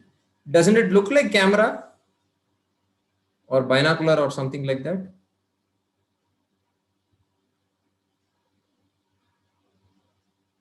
It is, Yes, sir. yeah, it is Canon. It is there in Gurgaon. I just took some pics. It was there in my laptop, but I was not able to get it. So I just took it from Google only. So it will be like wonderful, sir. It will look like exactly like camera. That building, it will be looking like camera only. So all those IT and other works will be like that. So this is about this particular region. So the last region, it's like Kollam, Thiruvananthapuram region. So Kerala, if at all you take this Kerala, obviously most important will be like related to rubber And one more thing. What's that? Which starts with C. Cinnamon.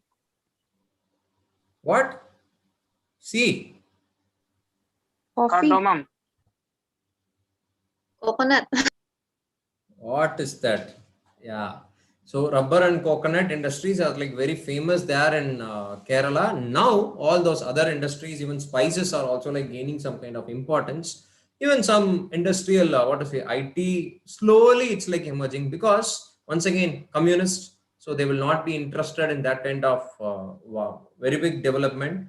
They will be like concentrating towards sustainable development. That is like, that's what which is needed for our country. So all these places like Kollam, Thiruvananthapuram, maybe Manoj sir, no? Manoj sir's place is Thiruvananthapuram. And Alapura, you will also have that houseboating. Maybe you might have heard about that. Houseboating is like there in Alapura only. So dominated by agricultural products, mostly related to this agricultural products only. So see here, this is Kollam Thiruvananthapuram region. So Punalur, Thiruvananthapuram here, Kochi, Kollam. See, Kochi, we have the port, important port of Kerala. It's like Kochi, Kochi or Ernakulam, and Aluva here. So this is about Kollam Thiruvananthapuram region. And see here, rubber, coconut, most important, and spices. Spices cultivation is also like predominant there. This is like rubber and coconut oil, banana chips, everything is like famous there in this particular region only. And main industries are textile, sugar, rubber, matchbox, fertilizer, food, and fish. Fish, I forgot about fish. So many fish processing industries will be there, especially this prawn and fish pickle and everything is like famous there in this particular region. So this is Kollam Thiruvananthapuram industrial region. And important industrial centers, yeah, Kollam, Kochi, yeah, because of this Kochi port. So this is like there in Kochi, I have visited there. So Kochi, some 3-4 times I have visited Kochi and Kochi port as well. It's something development. It's like good, but still it is like happening because of the improvement in technology, advancement in technology. It's like going well now. So here we come to an end to the major industrial regions. Now we have some minor industrial regions. So around 14, I just showed you that map, I guess. So it's like maybe most of these minor industrial regions, mostly it will be dependent upon the agricultural products only. So it is a kind of a secondary sector, but it will be depend on this agricultural sector, all those food based industries or some chemicals, other chemical industries will be also there. And you also have a minor maybe here you will have this Brahmaputra region, Brahmaputra valley of Assam. See here, it is also a minor industrial region. What kind of industry do you have there in Brahmaputra valley in Assam? Binita, are you there? Binita, Yes, sir. yeah, what kind of industry do you have there, dear?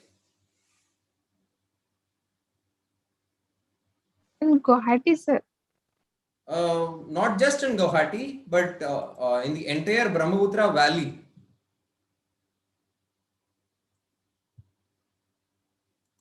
Tea is there, okay.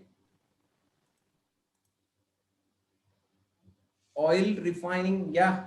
Big boy is there, okay. Yeah, Binita, you can tell me. What industries? Maybe, okay, you can just tell me about Guwahati. What kind of industries do you have in Guwahati?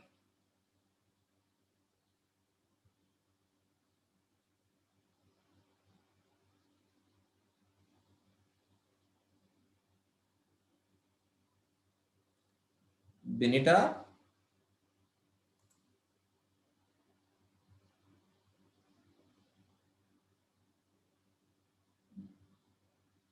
Benita, you don't know what industries are there in Guwahati? I forgot, sir. Forgot. Who else can answer me? Yeah, Sneha? Yeah, Sneha has given her answer. Pottery and brick industry is common in Brahmaputra and Barak Valley, sir. Also paper mills. Yeah, all mostly it will be related to this paper or other small, maybe small scale industries, no? And even some food processing industries also will be present there. If at all you take Jaipur and Ajmer, no? So yesterday itself I said about this marbles, no? Marbles, tiles and marbles. It is like very famous in Jaipur and Ajmer.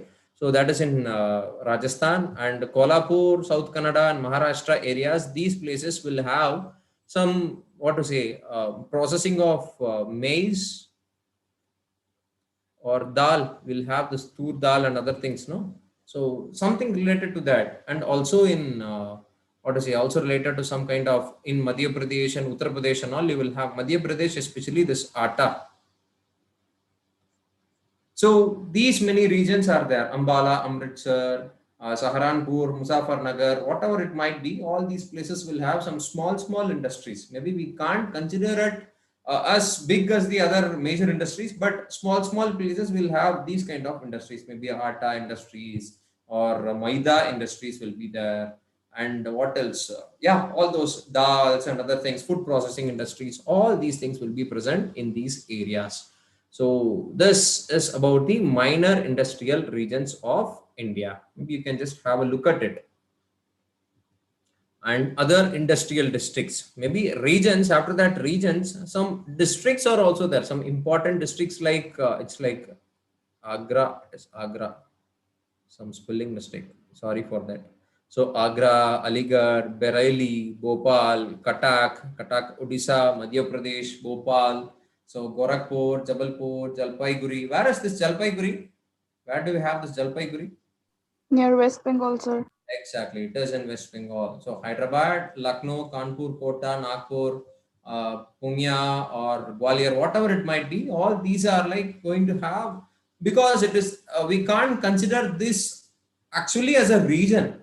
Instead, it is a district. In that district, it is like maybe distributed somewhere here and there. Maybe not that important, but you have to know about the bigger major industrial regions alone. Okay. Now, the next slide is like already we have discussed about certain manufacturing industries in India. So mostly we'll discuss about iron and steel, sugarcane, cotton. So already we have done. So let me take you through a small round of the industries in India. Maybe raw materials. Mostly see here, location of industries. It is like dependent upon raw materials. We have discussed a lot. So weight losing industry. What is meant by weight losing industry? Yesterday itself I said in class, Taba, what is meant by weight losing industry?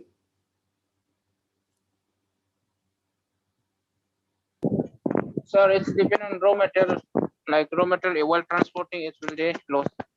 Exactly. When they are like transporting the material, no, the raw material, there is going to be some kind of loss. So it is going to lose its weight. So that is about raw material. So raw material also plays a major role in the location of industries. And power availability. Already we have discussed about power availability. If it is coal is present, they will take power from there, or else they will take it from hydropower. And market for machineries as well as refineries as well, they have to sell it to other people. So market, transport it, they have to take it from one part to other part in order to sell it properly. And labor availability, that is like the most important reason, sir, because these days, no, especially during this pandemics, there are lots and lots of people who just went back to their places and they never returned back. So most of the companies in our area still it is like locked because of the inavailability of labor. So availability of labor plays a major role in location of an industry, and industrial policies of that particular government. It depends upon different governments, maybe central government as well as the state governments. And historical factors. We discussed about the port, no, because Kolkata was having the port before. It was having some kind of this Hooghly region was having some good what to say, it was able to have some kind of good industries. Then slowly it moved towards this Maharashtra and Mumbai. So these are, this was actually a question, so make a note of it, it's like very important. And iron and steel industry, already we have discussed about this iron and steel industry. Mostly it will be depend upon this coal. So what is the difference between coking coal and non-coking coal? Who can give me the answer? Okay, is not here. Okay, maybe Sharmila, are you there? Sharmila?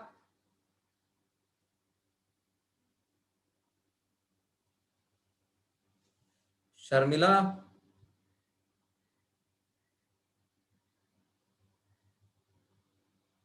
Gregory? What is the difference between coking coal and non-coking coal?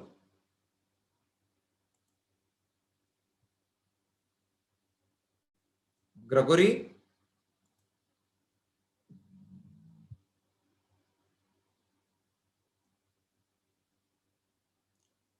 Gregory, he is also not here. What is this? Maybe who else can answer? Romanji, what is the difference between coking coal and non-coking coal? Sir, non-coking coal after burning, it leaves some solid residue.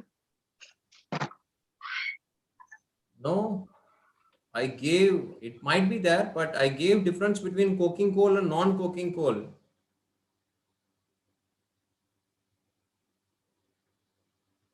What's the difference? I said that in class. I remember yesterday I said that in class. Sir, is it depending on their formation, like duration of formation or No, man. atmospheric condition? No. Sneha, can you answer it? Where do they use this coking coal and where do they use this non-coking coal? Sir, this part I had missed yesterday as I came a bit later in the class. Is it? So nobody is going to answer it or Hello, what? sir. Yeah. Gregory. The cooking coal is metallurgical coal that it has low ash content. Good. What about non-coking coal? And non-cooking coal is like thermal coal. It generates power. It contains high ash content. Exactly. It is used in cement and fertilizer industries. Good, Gregory. Silent killer. He has said. Hey, Taba, do you remember it now, man? Yes, sir. What about Romanji? Yes, sir, I understood. You understood. Do you remember it? Yesterday we discussed about this. Yes, sir. Yeah. So this is a weight losing industry. You also asked about Taba, also asked about this weight losing industry. I said about all the coal which is like going to fall down from the trains, no? So iron and steel industry, it is present there in Jharkhand, Odisha, Chhattisgarh, and West Bengal. So we have all those steel plants there. We are going to discuss about the important steel plants of India. So see here, TISCO, Tata Iron and Steel Corporation. Sorry. Tata Iron and Steel Corporation Limited. It's like present there in Jamshedpur, Odisha, and Kolkata. In all those places, we have this TISCO. And this iron and steel plant, it is going to get water from Subarna Rekha River. Where do we have the Subarna Rekha River? In which state it is present? Subarna Rekha River.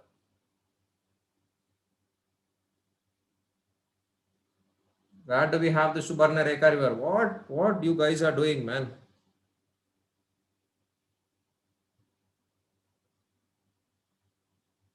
Where do we have this Subarna Rekha River?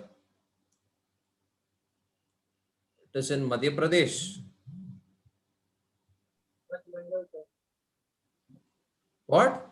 West Bengal, Jharkhand. I couldn't hear you properly. It is like Jharkhand, Odisha. So all the states you are telling. So just go and see about this Subarna Rekha River. It's like important, sir. You might get a question related to that. And coal, they used to get it from Jada mines of Odisha and Jaria and Bokaro coalfields. Already we have discussed about the Jaria and Bokaro coalfields, no? So you have to know about this TISCO. Next we have this ISCO, Indian Iron and Steel Company. Indian Iron and Steel Company, which is present there in Burnpur, West Bengal, and Hirapur and Kulti areas. So Damodar, it is like present near to this Damodar coalfield, Damodar Valley coalfield. So they used to get coal from this Damodar Valley and water from Barakar River. So iron comes from Singhbum and Jharkhand. We already discussed about the Singhbum, which is present in Jharkhand. That is Singhbum, Jharkhand.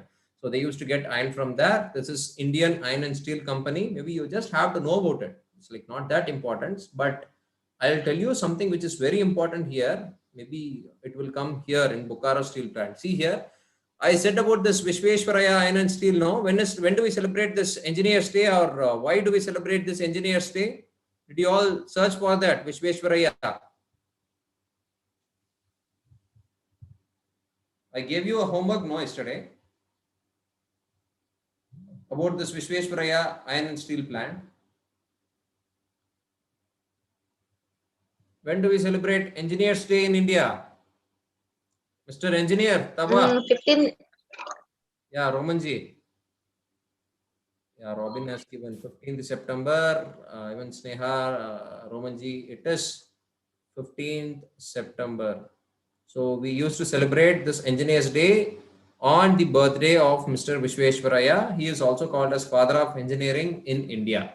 So based on his on his name only, they have an integrated steel plant in Karnataka. It is located near Kemmangudi mines. So it is a mine actually, coal mine, Kemmangudi mines in Babugudan Hills. And water they used to take it from Bhadravati river. So you have to know about the river, where this river is present, where it is like going, and jog falls. Already we have discussed a lot about this jog falls, I guess. I said about that jog falls when we are discussing certain things regarding this physical geography itself. So from that jog falls, no, because of that they used to take this hydel power, and the limestone and manganese are also available in this particular area, nearby areas. And this is about the Vishweshwaraya iron and steel plant, which is present in Karnataka. And next one, it's like very important. What is important here is this Bokaro steel plant, which we have that in Jharkhand, no, it is supported by Russia. So here Bokaro steel plant is supported by Russia. It was a match the following type of question which was given in some CDS exam or something like that. I still remember about that. So it is a collaboration of India and Russia. This Bokaro steel plant, no, it is combination or collaboration of India and Russia. So Bokaro districts of Jharkhand, and water and hydel supply they used to get it from, once again these people also get it from Damodar Valley Corporation, which is also called as Ruhr of India. And Bokaro and Rourkela combined to reduce the transportation cost. It is like more or less it is present nearby, sir. I'll show you the map again. See here. Yeah, Bokaro and Rourkela. See here, Bokaro and Rourkela in the same what to say, in the same state, no. So it is easy for them to combine both the important manufacturing industries, and all those products will be like taken care or taken together to the nearby ports, especially this Paradip port or something like that. So Bokaro steel plant, it is a collaboration of Indian and Russian, and Rourkela collaboration of Indian and German. So India and Germany. So it is a combination of India and Germany, Rourkela. It's like very important. So here they used to get iron ore from Sundargarh districts of Odisha, and coal from Jaria coal fields. So already we have discussed about this Jaria coal field, power from Hirakud Dam. So it's like easy for us. Already we have seen all those things. Hirakud Dam we have already saw, Jaria coal fields. Already we have seen about that. And Sundargarh district, so slowly it's like iron. So I have given in Odisha, I gave the Sundargarh, I just remember that. So let us see the next one, and water from Koel and Sunk rivers, which is present there in Odisha. So this is about Rourkela steel plant. Next we have Bhilai steel plant. Once again, collaboration of India and Russian. So these three things they just gave in match the following type. So you have to like choose it properly. So this is present in Chhattisgarh, and iron ore from Dalli Rajra mines. So I showed you this map Dalli Rajra in yesterday's class or day before yesterday's session when we discussed this coal, and coal from Korba and Kargali fields, not Karbuli, it's Kargali fields. Where is this Kargali present, man? Karguli, you people will be like aware of Karguli. Are you aware of Karguli?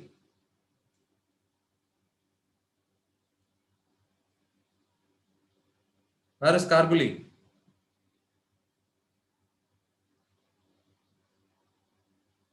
Where is Karguli?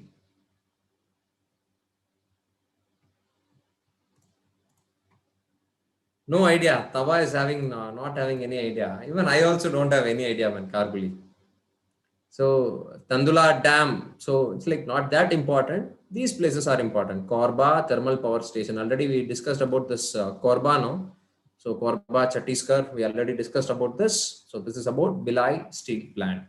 and other steel plants as well. We have this Durgapur steel plant. It is a collaboration of Indian and United Kingdom UK. So it is like governments of this India and United Kingdom, they used to take care of it. So Raniganj and Jaria coalfields, once again we have discussed about this, and Hydel Power from once again from Damodar Valley Corporation.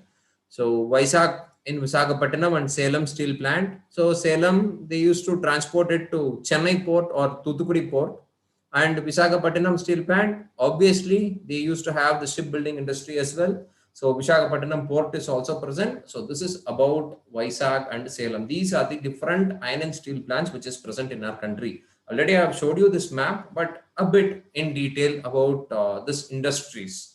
So this is about the different industries or different iron and steel industries which is present in our country. We also have few other industries like sugar industry. Already we have discussed about the sugar industry. We are the second most important this is the second most important agro-based industry in India. So, and we are also the second largest producer of sugar in this world, next to this Brazil. And it is a seasonal industry. Maybe only when we have the sugar cane, no, we'll be able to produce this sugar. And we are second largest. Maybe sometimes it will be like we are fighting with this Brazil. So first and second, mostly it will be like going like that, and it is a weight losing crop. So when you are taking out that sugarcane from the land, it has to be used within 24 hours, or else it will get dried up. So have you ever seen that sugarcane? No, when you purchase it, it will be like very healthy. When you just don't eat that sugarcane for some 2 or 3 days or even 4 days, no, slowly it will it will shrink itself. The sugar cane, no, it will start to shrink by itself. So this is about weight losing of sugar cane, and it is also present in Maharashtra and UP. So this is about sugar industry. We also have cotton industry. See here, cotton industry, already we have discussed a lot about this cotton industry. It is present in Tamil Nadu, Maharashtra and Gujarat, and cheap skilled labor and major centers like Coimbatore, which is the Manchester of South India, and Ahmedabad, Manchester of India. So this is about cotton industry. We have discussed a lot about this cotton industry. And jute, or jute, I have just left this jute, I guess. Yeah, petrochemical industries also we have discussed mostly in Gujarat and Maharashtra. So see here, Vadodara, that is the Baroda region of Gujarat, and near Mumbai, we used to have this petrochemical industries. IPCL, Indian Petrochemical Indian Petrochemical Corporation Limited, IPCL. So we used to have these kind of industries also in India. And other factors which is related to the manufacturing industries, availability of loans by the banks, maybe public or private banks, and technological innovations. Already we have given these points. And mechanization, more machineries. So if at all they wanted to purchase some machineries, they have to get some loans from this government, no? So that is also playing a major role. And skills, maybe few industries will not require that much of skills, but there are certain industries or which is like based on skill based industries, like IT industry. If you take this IT industry, definitely it is based on some kind of skills. But other industries like crackers manufacturing and other industries, no, it doesn't require that much of skills. Maybe regularly if they are doing, obviously it's like going to be easy for them to manufacture it. So okay, so these are the other factors which is related about the industries. Any doubts regarding this industries of India?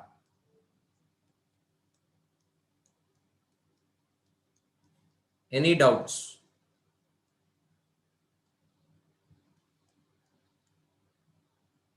Any doubts? No, sir. No doubts.